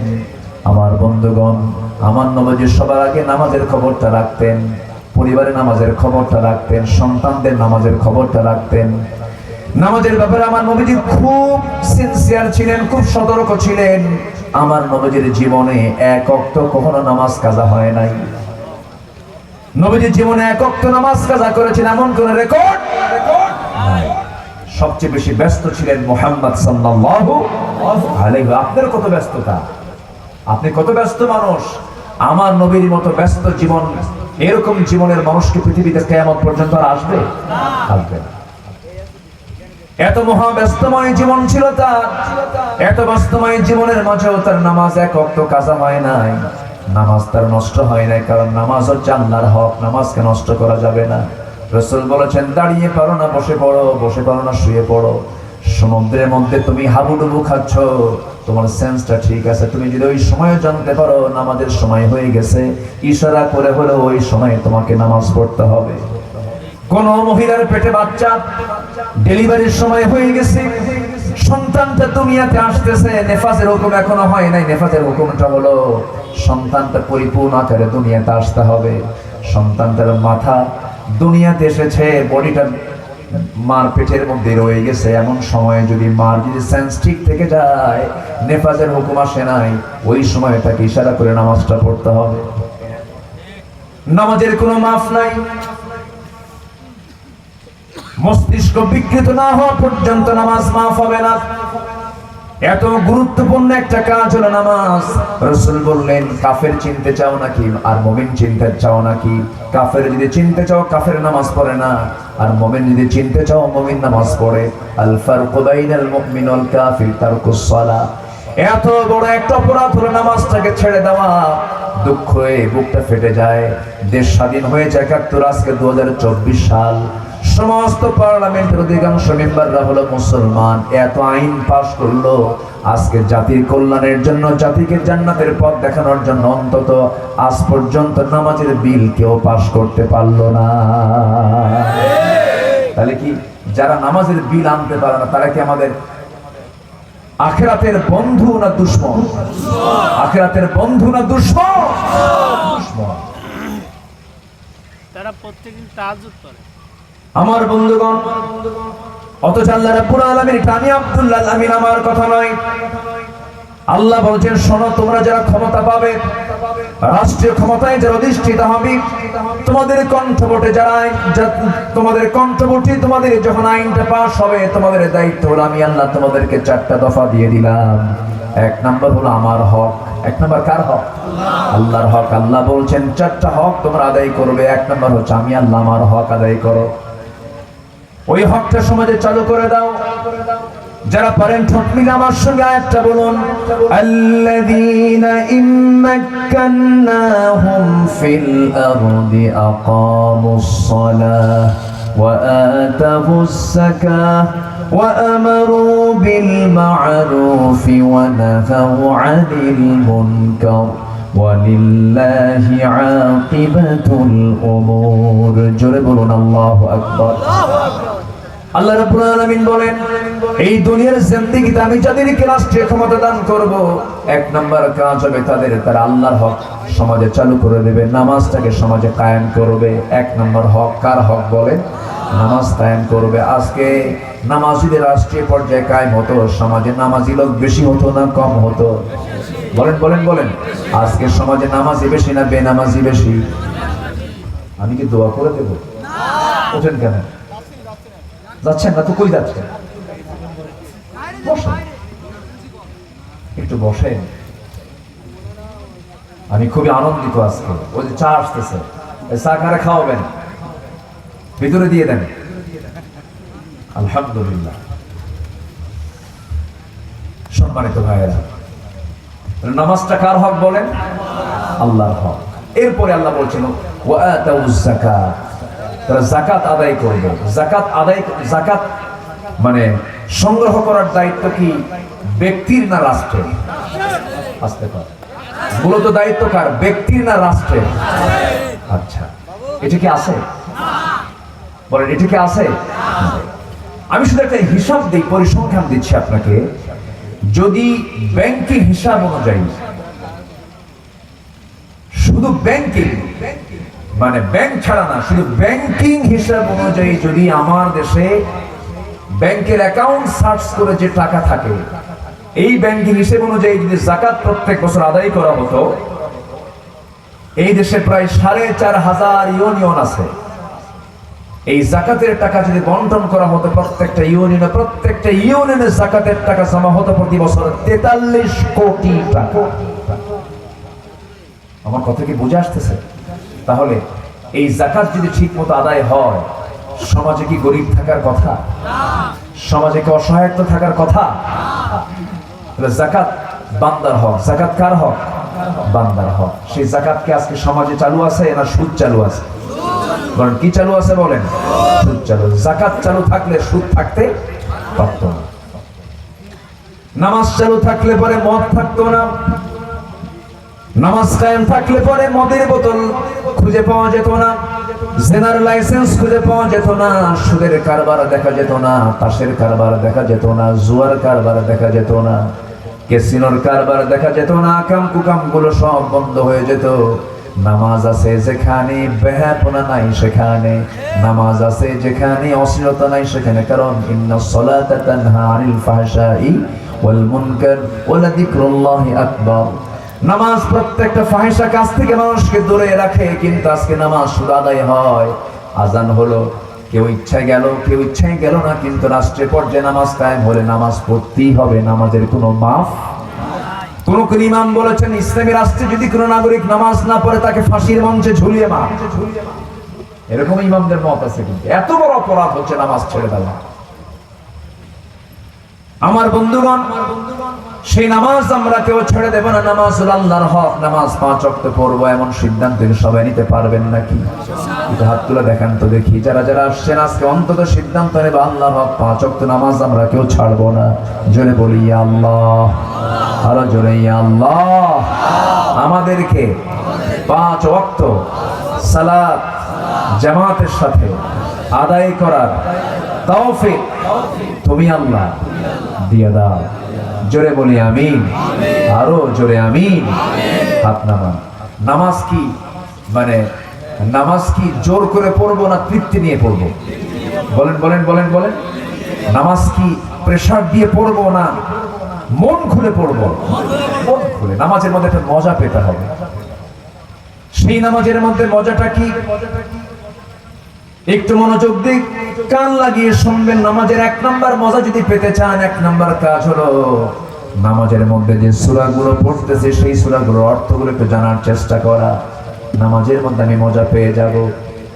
নামাজের মজা পেতে হলে আরেকটা চিন্তা মাথায় নিতে হবে। আল্লাহ তাআলা নিজেই বলছেন, বান্দা নামাজ যখন পড়বে তুমি ভাববে কান্নাকা তারাহু, তুমি তোমার আল্লাহকে দেখতে পাচ্ছ।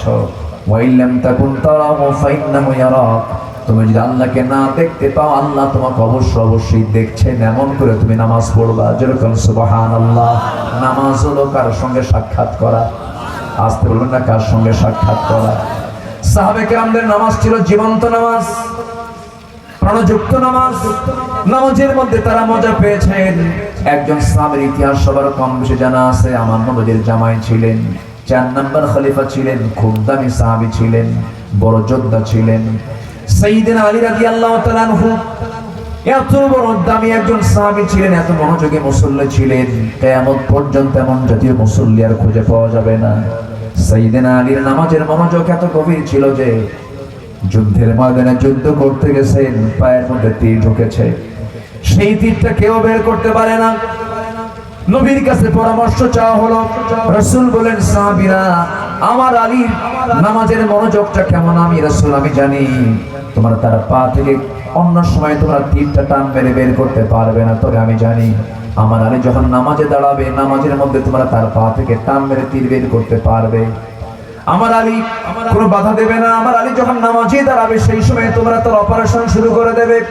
সাইয়েদনা আলী নামাজে দাঁড়ায় গেছেন। নামাজের মধ্যেই পিছন থেকে সাহাবীরা নবীর পরামর্শ নিয়ে তার পা থেকে তীর যখন ঢোকে সহজেই ঢুকে যায়, কিন্তু সহজে কিন্তু বের করা যায় না।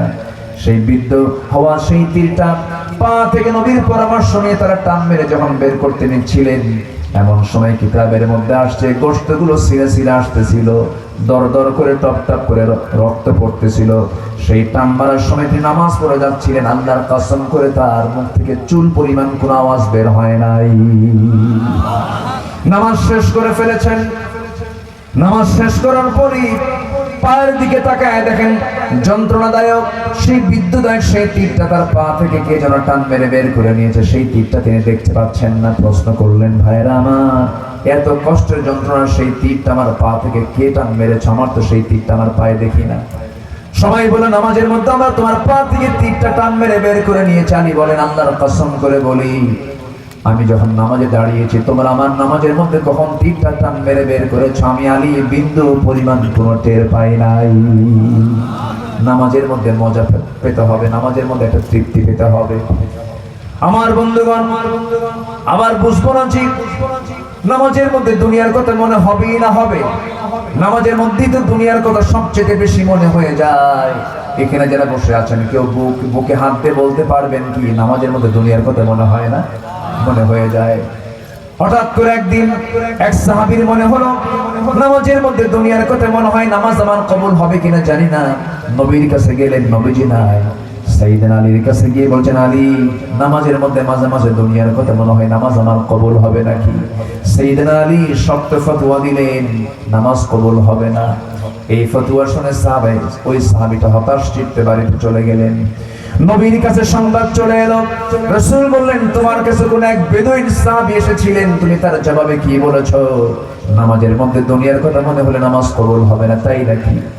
আলী, তোমাকে একটা দায়িত্ব দেব, সেই দায়িত্ব হলো তুমি এই মুহূর্তে ওযু বানাবে, 2 রাকাত নফল নামাজ শুরু করে দেবে। নফল নামাজ যখন তোমার শেষ হয়ে যাবে আমি আমার পক্ষ থেকে সুন্দর একটা চাদর তোমাকে উপহার দেব। সাইয়েদনা আলীর আনন্দ দেখে কে ওযু বানালেন, নামাজে দাঁড়ালেন। নফল নামাজ পড়ার পরে তিনি নবীর পক্ষ থেকে একটা চাদর পাবেন। সেই চাদর পাওয়ার নেশায়, চাদর পাওয়ার মন মানসিকতা নিয়ে নামাজে দাঁড়ায় গেছেন সাইয়েদনা আলী। নামাজ শুরু করেছেন। প্রথম রাকাত খুব মনোযোগ দিয়েছেন। দ্বিতীয় রাকাতে নামাজ পড়তে নিয়ে মনে মনে চিন্তা করছেন, রাসূল যে বললেন আমাকে চাদর দিবেন, সেই চাদরটা মা আয়েশার ঘরের চাদর না মা হাফসার ঘরের চাদর? মন চলে গেছে কোথায়? কোথায় গেছেন? চাদরে চলে গেছে। নামাজ শেষ করে ফেলেছেন আলী। আসসালামু আলাইকুম ওয়া রাহমাতুল্লাহ, আসসালামু আলাইকুম ওয়া রাহমাতুল্লাহ সালাম ফিরলেন। নবীর চোখ, আলীর চোখ পড়ে গেছে। আমার নবীজি মুস্কি মুস্কি আসেন, আলীও মুস্কি মুস্কি আসেন। রাসূল বলেন, আলী রে, নামাজ শেষ করার পর আমার দিকে তাকায় দেখে মুস্কি মুস্কি হাসো কেন? আর যে আলী বলেন, হুজুর আপনি যে কারণে আমিও সেই কারণে। আল্লাহু আকবার। রাসূল বলেন, তোমার ফতোয়া অনুযায়ী তোমার নামাজ হয়েছে নাকি? না হুজুর, নামাজ তো হয় নাই। রাসূল বলেন, কেন হবে না? অবশ্যই নামাজ হয়েছে, কারণ নামাজের মধ্যে যদি কোনো ওয়াজিব কাজ ছুটে যায়, শেষ বৈঠকে ডান দিকে একটা সালাম ফিরে 2টা সিজদা পেনাল্টি মেরে দিবা, আল্লাহ তোমার ভুলগুলোকে শুদ্ধ করে নামাজ কবুল করে নিবে। জোরে বলে সুবহানাল্লাহ। আমার বন্ধুগণ, বান্দা যখন নামাজে দাঁড়ায় আল্লাহ তাআলা খুব খুশি হয়ে যান। আল্লাহ তাআলা সবচেয়ে বেশি খুশি হন বান্দা যখন সিজদায় যায়। আল্লাহু আকবার বলে। বান্দা সিজদায় গিয়ে আল্লাহ বান্দার সব গুনার কথা ভুলে যান। বান্দা যখন সিজদায় যায় তখন আল্লাহ সব ভুলে যান, বান্দার যত গুনাহ আছে সব ভুলে যান। আল্লাহু আকবার বলে। আল্লাহর রহমতকে পাওয়ার জন্য 1 নম্বর কাজ হলো কি করা বলেন তো? নামাজ। নামাজকে আমরা রেগুলার করব। জোরে বলি ইনশাআল্লাহ, জোরে বলি ইনশাআল্লাহ। নামাজ আমরা কেউ ছেড়ে দেব। আমার বন্ধুগণ, এই নামাজের ব্যাপারে সাহাবায়ে কেরাম খুব যত্নবান ছিলেন। আমার নবীজি যত্নবান ছিলেন নামাজের ব্যাপারে। তিনি খুব সতর্ক থাকতেন, কারণ ইমানদারের যতগুলো গুণ আছে সমস্ত গুণের মধ্যে 1 নম্বর গুণ থাকা চাই হলো নামাজ। এবং জাহান্নামে যাওয়ার জন্য 1 নম্বর কারণ হলো নামাজ না পড়ে যাওয়া। আনিল মুজরিমিন মা সালাকাকুম ফি সাকার ক্বালু লাম নাকু মিনাল মুসাল্লিন। আবার আল্লাহ তাআলা ইমানদারদের গুণ নিয়ে বলেছেন, ক্বাদ আফলাহাল মুমিনুনা আল্লাযীনা হুম ফি সালাতিহিম খাশিউন। এবং শেষে আবার বলেছেন, আল্লাযীনা হুম আলা সালাওয়াতিহিম ইউহাফিজুন। নামাজ দিয়ে শুরু, নামাজ দিয়ে শেষ। এরপরে বলছেন, উলাইকা হুমুল ওয়ারিসুন الذين يرثون الفردوس هم فيها خالدون। এমন গুণ অর্জন করবে, আমি আল্লাহ তোমাকে জান্নাতুল ফেরদাউসের চাবি তোমার হাতে তুলে দেব। জোরে বলি সুবহানাল্লাহ। নামাজ, যেখানে নামাজের পরিবেশ পাবেন না সেখানে যাবেন না। যে নেতার চেহারায় নামাজের চিহ্ন নাই, যে নেতার চেহারায় নবীজির সুন্নাহর চিহ্ন নাই, ওই সমস্ত নেতার মুখে আমরা জুতা মেরে দেব, ঠিক কি না? আমার দেশে কোনো কিছুর সংকট নেই, শুধু সংকট হলো এখন সৎ যোগ্য নেতৃত্বের সংকট। আদর্শ নেতা তৈরি করুন, আদর্শ নেতৃত্ব তৈরি করুন। কোন চোর, হক নষ্টকারী কোন নেতৃত্ব আমরা মানি না। মনে থাকবে কথাগুলো? সবার কি মনে থাকবে কথাগুলো? আল্লাহ বোঝার তৌফিক দান করুন। জোরে বলি আমিন। বান্দার হক নষ্ট করার মতো লোক আছে না নাই? আসতে বলবেন না, আছে না নাই?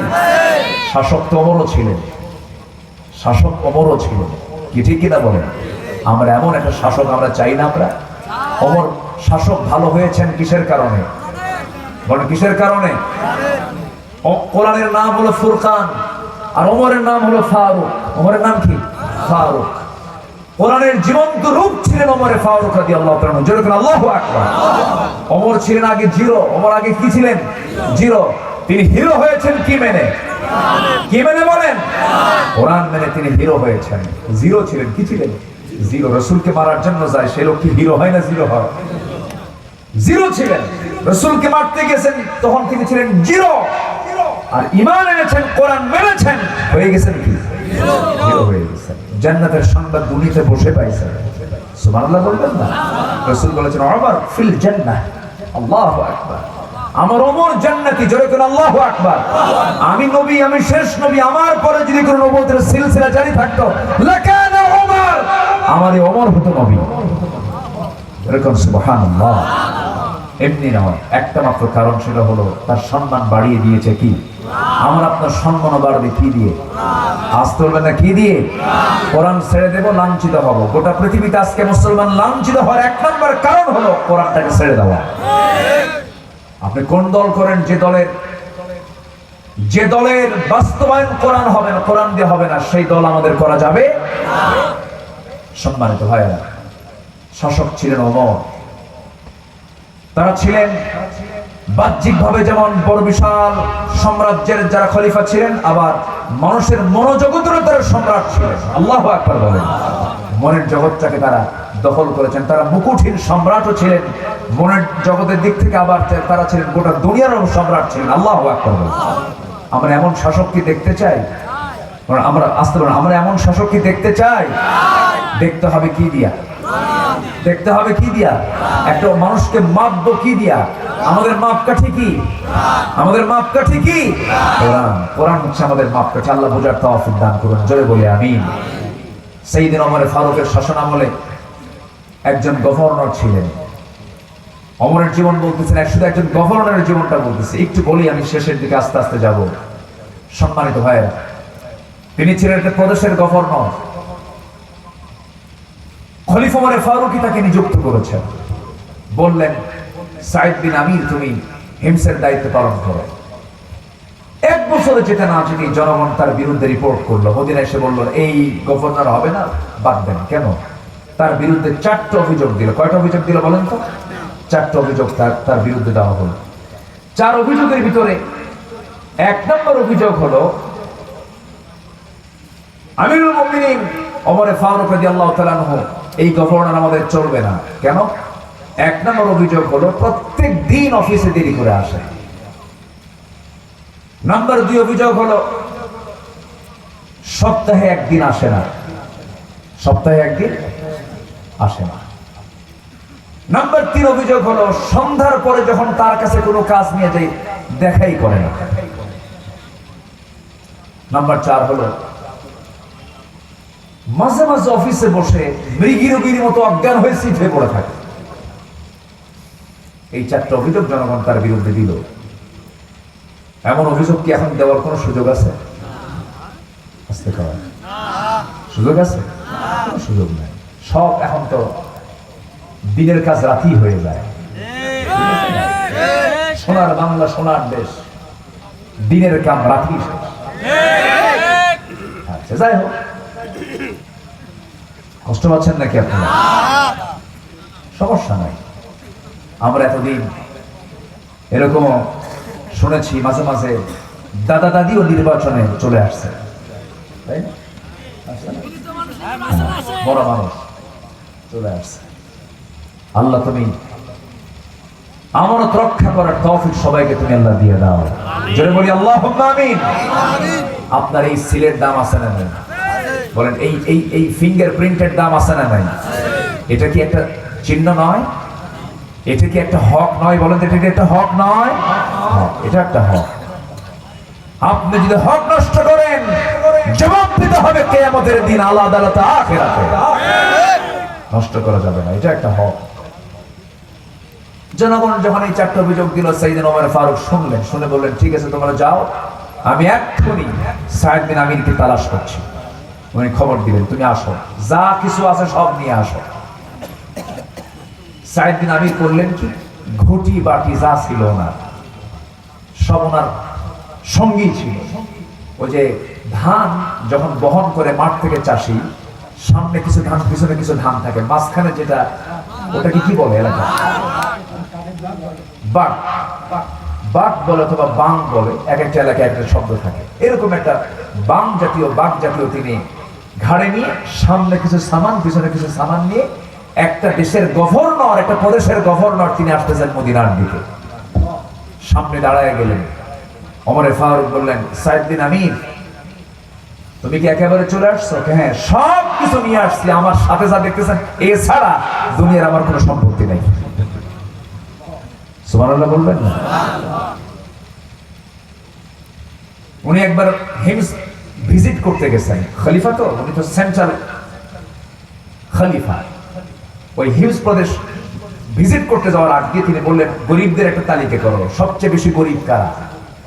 1 নম্বর তালিকার নাম আসছে হলো সাইদ বিন আমির, যিনি হিমসের গভর্নর। আল্লাহু আকবার বলুন। খলিফা ওমর ফারুক বলছেন যে এই 1 নম্বর ব্যক্তি সাইদকে, যিনি গভর্নর, তিনি সবচেয়ে বড় ফকির। আল্লাহু আকবার বলবেন না? সেই সাইদ বিন আমির সামনে দাঁড়ানো। ওমর ফারুক রাদিয়াল্লাহু আনহু বলছেন, সাইদ, বড় শখ করে হিমস প্রদেশটাকে সাজানোর জন্য তোমাকে পাঠালাম, কিন্তু জনগণ তোমার বিরুদ্ধে রিপোর্ট করেছে। এই রিপোর্টের জবাব তুমি কি দিতে পারবে নাকি? নচিত আমি তোমাকে হিমসের দায়িত্ব আর দেব না। তোমাকে একেবারে নিয়ে আসলাম, তোমাকে আর দায়িত্ব পালন করতে দেব না। সাইদ বিন আমির বলছেন, আমিরুল মুমিনিন কি কি অভিযোগ দিয়েছে বলুন। অফিসে দেরি করে যাও, সপ্তাহে 1 দিন যাও না, সন্ধ্যার পরে জনগণ আসলে কথা বলো না, আর মাঝে মাঝে রোগীর মতো অজ্ঞান হয়ে জমিনে পড়ে থাকো, অফিসের মধ্যে পড়ে থাকো, সেবা করবা কেমনে? এই 4টা অভিযোগ শোনার সঙ্গে সঙ্গে তিনি বলছেন, আমিরুল মুমিনিন, আমাকে সুযোগ যদি দেওয়া হয়, এই 4 অভিযোগের খণ্ডন আমি আপনাকে করতে পারবো, তার জবাব আমি সঠিকভাবে দিতে পারবো। এই 4টা ভুল আমার কোনো ভুল নয়, তার জবাব আমার কাছে রেডি আছে। যেরকম সুবহানাল্লাহ। কি জবাব দিতে তাদের মধ্যে ছিল? শাসকও কম নয়, গভর্নরও কম নয়, সাইয়েদনা ওমর ফারুকের মতো মানুষও কম নন। তিনি কি পরিষ্কার ছিলেন দেখেন। রাষ্ট্রের তরফ থেকে 1 বোতল মধু তিনি পেয়েছেন, সেই বোতলের মধু দিয়ে তিনি কিছু মধু গ্রহণ করবেন। তার প্রতিবেশী 4 জন আছে, মোট 5টা ভাগ হবে। মধুর বোতল নিয়ে বাড়িতে আসছেন, বউকে ডাক দিয়ে বলছেন, বউ আমার, এই যে মধুর বোতল তোমাকে দিলাম, 5টা ভাগ করবে, সমান ভাগে সব প্রতিবেশীকে দিবে, সর্বশেষ ভাগটা আমাদের জন্য বরাদ্দ রাখবে, সমান করে ভাগ করবে, যেন কোনো নষ্ট কম বেশি না হয়। বউয়ের হাতে মধুর বোতল দিয়ে পরক্ষণে বলছেন, বউ আমার, রাগ করো না, মধুভোগের দায়িত্ব আমি তোমাকে দেব না, আমাকে মধুর বোতলটা আমার হাতে দিয়ে দাও। বলেন তো, বউয়ের সঙ্গে কোনো স্বামী যদি এমন আচরণ করে, খুশি হওয়ার কথা না রাগ হওয়ার কথা? রাগ হয়ে গেছে। খলিফা ওমর ফারুক বউয়ের হাত থেকে মধুর বোতলটা নিয়ে প্রতিবেশীর কাছে গেলেন। প্রতিবেশীর কাছে গিয়ে বললেন, প্রতিবেশী, এই যে মধুর বোতল তোমাকে দিয়ে গেলাম, এটাকে সুন্দর করে 5টা ভাগ করো, তোমার অংশ তুমি নিয়ে নাও, আর বাকি 4 অংশ, আমার একটা অংশ আমাকে দিয়ে বাকি প্রতিবেশীর মাঝে বন্টন করো। ওনার অংশের যে মধুটা ওনার হাতে নিয়ে ওমরে ফারুক করলেন কেবার বউয়ের সামনে গিয়ে বলছেন, আমার বউ, আল্লাহর কসম করে বলে আমি তোমাকে খুব ভালোবাসি, আমি শাসন করি গোটা অর্ধ পৃথিবী, আর তুমি শাসন করো আমার পরিবার, আমার পরিবারের তুমি প্রধান, আমার সন্তানের হক তুমি আদায় করো, আমার পরিবারে তুমি চালাও, আমার পরিবার তুমি না চালাতে পারলে আমি রাষ্ট্র চালাতে পারতাম না, বিশাল দায়িত্ব পালন করো। আল্লাহর কসম আমি তোমাকে সন্দেহ করে তোমার কাছ থেকে মধুর বোতলটা নেই নাই, মধুর বোতলটা আমি তোমাকে ভাগ করতে না দেওয়ার কারণ হলো মধুভাগের দায়িত্ব আমি তোমাকে দিলে পরে তুমি সমানভাবেই ভাগ করবে, আমি এটা বিশ্বাস করি। কিন্তু এই মধু তরল জিনিস তুমি যখন ভাগ করতে যাবে সমান হয়ে ভাগ হয়ে গেল, ঠিক আছে, কিন্তু মধু ভাগ করতে গিয়ে কিছু মধু তো তোমার হাতে লেগে যাবে, 1 ফোঁটা হোক, 2 ফোঁটা হোক, 3 ফোঁটা হোক, এতটুকু মধু আমাদের ভাগে বেশি আসুক এটা চাই নাই মনে করে মধু লোকের দায়িত্ব আমি প্রতিবেশীর কাঁধে দিয়ে দিয়েছি। সুবহানাল্লাহ বলবেন না? এটা হলো হক। এটা করে এগুলো কি বলেন? হক। জুমার খুতবা দিচ্ছিলেন, পরনে জুব্বা পরেছেন ওমর ফারুক। ওমর ফারুকের নাম শুনে মনে হয় কি খাটো মাটো লোক না লম্বা মানুষ? বলেন বলেন, লম্বা। ওমর ফারুক খুব লম্বা ছিলেন, তাগড়া ছিলেন, শয়তান আসে না, বুঝেন না? ওসমান জিন্নুরাইন তিনি ছিলেন খুব লম্বা, কিন্তু আলী ছিলেন কি একটু খাটো ছিলেন। খাটো মানুষের বুদ্ধি কম হয় না বিষয়? এই যে বুদ্ধি বেশি, আমার বুদ্ধি কম। খাটো মানুষের বুদ্ধি বেশি হয়, এটা প্রায় জায়গায় লক্ষণীয়। আল্লাহ তো সব দিক দিয়ে খাটো করে না, তোরে লম্বায় খাটো করছি, বুদ্ধিতে লম্বা করে দিচ্ছে। যা, লম্বায় খাটো করছি, বুদ্ধিতে লম্বা করে দিচ্ছে। সাইয়েদনা আলী ছিলেন খাটো, কিন্তু বুদ্ধির তিনি দরজা ছিলেন। আল্লাহু আকবার বলেন, জ্ঞানের দরজা ছিলেন। ও আলী জুব্বাবুহা, সাইয়েদনা আলী খাটো ছিলেন, ওমর ফারুক ছিলেন লম্বা মানুষ। তো লম্বা জুব্বা উনি পড়ে জুমার খুতবা দিচ্ছেন। এক মুসল্লি, এক নাগরিক সামনে দাঁড়ায় বলে, ওমর খুতবা থামাও। কেন? গত কয়েকদিন আগে তুমিও রাষ্ট্র থেকে জুব্বার কাপড় পেয়েছো, আমিও জুব্বার কাপড় পাইছি, আমি আমার অংশে যতটুকু কাপড় পেয়েছি অংশ তুমি যদি নাও, তোমার এই লম্বা জুব্বা হওয়ার কথা না। আগে জুব্বার হিসাব দাও, কাপড়ের হিসাব দাও, এরপরে খুতবা শুরু করো। আল্লাহু আকবার বলবেন না? সাইয়েদনা ওমর ফারুক থেমে গেলেন, মুস্কি মুস্কি হাসি মারতেছেন, কোনো জবাব দিচ্ছেন না। সাইয়েদনা ওমর ফারুক চুপ মেরে গেলেন। পাশে থেকে তার ছেলে দাঁড়ায় গিয়ে বলছেন, আব্দুল্লাহ ইবনে ওমর বলছেন, ও প্রশ্নকারী নাগরিক, ও প্রশ্নকারী মুসল্লি, আমার বাবাকে আপনি যে প্রশ্ন করেছেন সেই জবাবটা আমার বাবার পক্ষ থেকে আমি দিয়ে দিচ্ছি।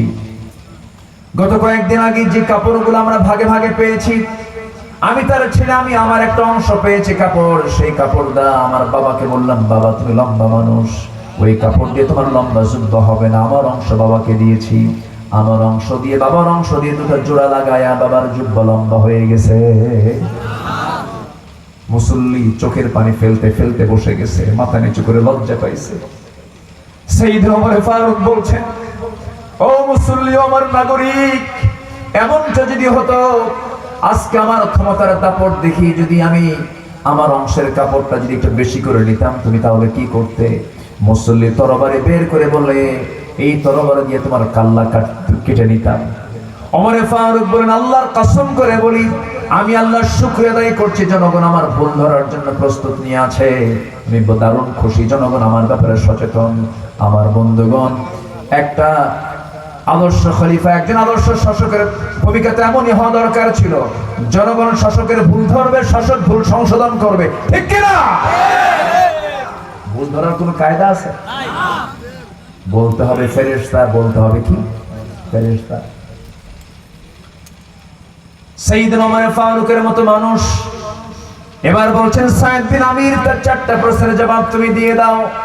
নাম্বার 1, তোমার বিরুদ্ধে প্রশ্ন আসছে, অভিযোগ এসেছে, তুমি অফিসে যেতে দেরি করো। তিনি বলছেন, আমিরুল মুমিনিন, আমি অফিসে তাড়াতাড়ি যেতে চাই কিন্তু পারি না, আল্লাহ তাআলা আমাকে অনেকগুলো সন্তান দান করেছেন, এই সন্তানগুলো আবার ছোট ছোট, মার দুধ খায়, ঘন ঘন পেশাব পায়খানা করে, এদের কাপড় চোপড় ধুইতে গিয়া, এদের খাবার প্রস্তুত করতে গিয়ে আমার বউ একা সামাল দিতে পারে না, আমার বাড়িতে কোনো কাজের মানুষ নাই, আমি হিমসের গভর্নর হতে পারি, কিন্তু আমার বাড়িতে কোনো কাজের মানুষ নাই, কোনো বুয়া টুয়া নাই। এই জন্য আমার বইয়ের হেল্পার হয়ে আমাকে কাজ করতে একটু দেরি হয়ে যায়। এই জন্য প্রত্যেকদিন অফিসে যেতে আমার এই কারণে দেরি হয়। ওমর ফারুক মাথা নিচু করে ফেলে, হারে আমি কি ধারণা করলাম। নাম্বার 2, সপ্তাহে তুমি একদিন যাও না কেন? জবাব দিচ্ছেন আমিরুল মুমিনিন, সপ্তাহে একদিন আমি যেতে পারি না। আমার যে পরনের জুব্বাটা দেখতেছে, আল্লাহর কসম করে বলি, এই জুব্বা ছাড়া দ্বিতীয় কোনো কাপড় আমার বাড়িতে নাই। এই জুব্বা আমি একদিন নয়, দুদিন নয়, 6টা দিন পরার পর প্রচুর ময়লা হয়ে যায়। শুক্রবার জুমার দিন রাসূল বলেছেন সুন্দর পরিচ্ছন্ন কাপড় পরে মসজিদে আসবে। জুমার দিন সকালবেলা যখন ধুইতে যাই, শুকাতে শুকাতে দুপুর হয়ে যায়, অফিসে যাবো কেমনে? এক খণ্ড কাপড় দিয়ে কোনো মতো সতর্কটা ঢাকি। জুমার নামাজের আগ দিয়ে সেই সময় জুব্বাটা পরে মসজিদের দিকে চলে যায়। এই জন্য সপ্তাহে একদিন যেতে পারি না। ওমর ফারুক মনে মনে চিন্তা করছেন, আরে হিমসের গভর্নর সাইদ, তুমি আমার চাইতে উত্তম শাসক হয়ে গেছো। ওমর ফারুক বলছেন, সাইদ, নাম্বার 3, তোমার বিরুদ্ধে অভিযোগ হলো সন্ধ্যার পরে জনগণ তোমার বাড়িতে গিয়ে ডাকলে পরে তুমি ডাকে সাড়া দাও না কেন? তিনি বলছেন, আমিরুল মুমিনিন, সন্ধ্যার পর আমার সন্তানগুলো অনেক, তাদেরকে আমি তালিম দেই, তাদেরকে আমি আদবের শিক্ষা দেই, সারাদিন জনগণকে সময় দেই, সন্ধ্যার পর আমার সন্তানদেরকে আমি সময় দেই। এছাড়া নামাজ যখন হয়ে যায়, 10টা যখন বেজে যায়, নামাজে দাঁড়ায় গোটা রাত আমি আমার আল্লাহকে সময় দেওয়া শুরু করে দেই। দিনের বেলা জনগণের সময় দেই, সন্ধ্যা থেকে শাম পর্যন্ত আমার পরিবারকে সময় দিয়ে দেই, সন্তানদেরকে তালিম দেই, শিক্ষা দেই। রাত যখন গভীর হয়ে যায়, তখন আল্লাহর সঙ্গে আমি কথা বলা শুরু করে দিই, আল্লাহর সঙ্গে আমি টাইম ব্যয় করি। ওমর ফারুক মনে মনে চিন্তা করছে, না রে, এই প্রশ্নগুলো আমি করতে গেলাম কেন? নাম্বার 4 প্রশ্ন হলো, সাইদ বিন আমির তোমার বিরুদ্ধে জনগণ অভিযোগ দিয়েছে, তুমি মাঝে মাঝে অফিসে বসে মৃগীর মতো অজ্ঞান হয়ে পড়ে থাকো, এর কারণটা কি? সাইদ বিন আমির বলছেন, আমাকে এমন প্রশ্ন করলেন, আমার আগের কথা মনে হয়ে গেল। সেই কথাটা হলো, আমি যখন মুসলিম হই নাই, আমি যখন ইসলাম কবুল করে নাই, আমি যখন ঈমান আনি নাই, সেই সময় জাহেলি যুগে মক্কার কুরাইশদের আমি অন্তর্ভুক্ত ছিলাম। মদিনা থেকে আমাদের প্রিয় সাহাবী খুবাইব ইবনে আদি রাদিয়াল্লাহু তাআলা আনহুকে ধরে এনে মক্কার জেলখানে আটকে রাখলো কুরাইশরা। আমি নিজের চোখে দেখেছি, খুবাইবের খাবার বন্ধ করে দিয়েছে। খুবাইবকে জান্নাতের খাবার আল্লাহ তাআলা জেলখানার মধ্যে খাওয়ায় দিয়েছেন। আমি তার দায়িত্বে ছিলাম, কিন্তু খুবাইবকে যখন বলা হলো, খুবাইব ইসলাম ছেড়ে দাও, খুবাইব বলল, না, হাসতে হাসতে জীবন দেব, কিন্তু ঈমান ছেড়ে দেব না। শেষ পর্যন্ত সিদ্ধান্ত না হলো, তাকে ফাঁসিতে ঝুলাইয়া তাকে দুনিয়া থেকে বিদায় করা হবে, ফাঁসি কাস্টে ঝুলিয়ে তাকে দুনিয়া থেকে বিদায় করে দেওয়া হবে। এমন সিদ্ধান্ত যখন চূড়ান্ত হয়ে গেছে, সঙ্গে সঙ্গে আমার চোখের সামনে তাকে ধরে নেওয়া হলো। বলা হলো, খুবাইব, তোমার অন্তিম ইচ্ছাটা আমরা পূরণ করতে চাই, তুমি তো আমাদের আত্মীয় স্বজন, শেষ ইচ্ছা বলতে তোমার পরিবারের সঙ্গে তুমি সাক্ষাৎ করতে চাও নাকি? আমরা এমন প্রস্তাব দিলাম, কিন্তু খুবাইব বলল, না না, দুনিয়ার কারোর সঙ্গে সাক্ষাৎ করার দরকার নেই, আমাকে যদি সুযোগ দাও, ওযুর পানি আমাকে যদি দিতে পারো, নামাজে দাঁড়ায় আমি আল্লাহর সঙ্গে সাক্ষাৎ করতে চাই। ওযুর পানি দেওয়া হলো। ওযুর পানি দেওয়ার পর আমিরুল মুমিনিন সে নামাজে দাঁড়ায় গেল, নামাজ পড়লো। খুবাইব নামাজ শেষ করে হাত উঁচু করে বলছে, আকাশের মালিক আল্লাহ, 4টা মাস হতো চললো, রাসূলকে দেখি না। আমি যদি দুনিয়া থেকে বিদায় হয়ে যাই, তোমার কাছে আমার প্রার্থনা, আল্লাহ, আমার বিদায়ী সালামটা তুমি নবীজির দরবারে পৌঁছায়া দিও। এই কথা বলেই খুবাইব আর দেরি করে না। আমাদের চোখের সামনে আমরা কেউ তাকে ধরলামও না, জোর করে ফাঁসি মঞ্চের দিকে নিয়ে গেলাম না, ফাঁসি কাস্টের দিকে নিয়ে গেলাম না, শুলে চড়ানো লাগলো না। খুবাইব স্বেচ্ছায় দৌড় মেরে মেরে শুলে কাস্টের দিকে চলে যায়, পিছন দিকে। আমরা প্রশ্ন করলাম, খুবাইব, কেউ কি মরার জন্য কেউ দৌড়ায় নাকি? খুবাইব বলতেছে, আমি তো মরার জন্য দৌড়াই না রে পাগল, আমি দৌড়াচ্ছি, আমার আল্লাহ আমাকে 8টা জান্নাতের দরজা আমাকে একটা একটা করে দেখায় দিতেছেন। আল্লাহু আকবার। জান্নাতের দরজাগুলো আমি দেখতেছি, জান্নাতের গন্ধগুলো আমার নাকে পাচ্ছিলাম। আমি নিজের চোখে দেখলাম আমিরুল মুমিনিন, আমরা তাকে শুলে চড়ালাম, 2 হাত বেঁধে ফেললাম, 2 পা বেঁধে ফেললাম। এমন সময় খুবাইবকে বললাম, খুবাইব, একজন প্রশ্ন করে ফেললো, খুবাইব, এই মুহূর্তে তোমাকে এই জায়গায় না বেঁধে যদি তোমার জায়গায় মুহাম্মদকে যদি হাত পা বাঁধতে পারতাম, কতই না ভালো হতো। সঙ্গে সঙ্গে খোবাইব খেপে গিয়ে রেগে গিয়ে মুখের মধ্যে কয়েক মিনিট ধরে থুতু জমা করে সেই ব্যক্তির মুখ বরাবর মেরে দিয়ে বলতেছে, আল্লাহর কসম করে বলি, আমার চোখের সামনে আমার নবীর একটা পশমের ক্ষতি হবে, আমি খোবাইব তাকে হালে ছেড়ে দিতাম না। এই কথা বলার সঙ্গে সঙ্গে আমি নিজের চোখে দেখলাম একজন কুরাইশ, একজন কাফের এসে নেশা তরবারি দিয়া তার ডান হাতে মেরে দিল। ডান হাত ছিটকে পড়ে গেল, বাম হাতে আঘাত করলো, বাম হাত ছিটকে পড়ে গেল। খোবাইব চিৎকার মেরে মেরে হাসে। আমরা সবাই বললাম, খোবাইব তোমার একটা করে অঙ্গহানি হয়, তুমি চিৎকার মেরে মেরে হাসো কেন? তোমরা আমার একটা করে অঙ্গহানি করে দাও, আল্লাহ তাআলা জান্নাতের একটা করে হুর আমাকে দেখায় দেখায় দেয়। এমন সময় আমিরুল মুমিনিন আমি দেখতে পেলাম আরেকজন কাফের এসে তার নেশা তরবারি তার কলিজা বরাবর মেরে দিল, বুক দিয়ে ঢুকে পিঠ দিয়ে বের হয়ে গেল। খোবাইব দুনিয়া থেকে বিদায় নিয়ে নিল।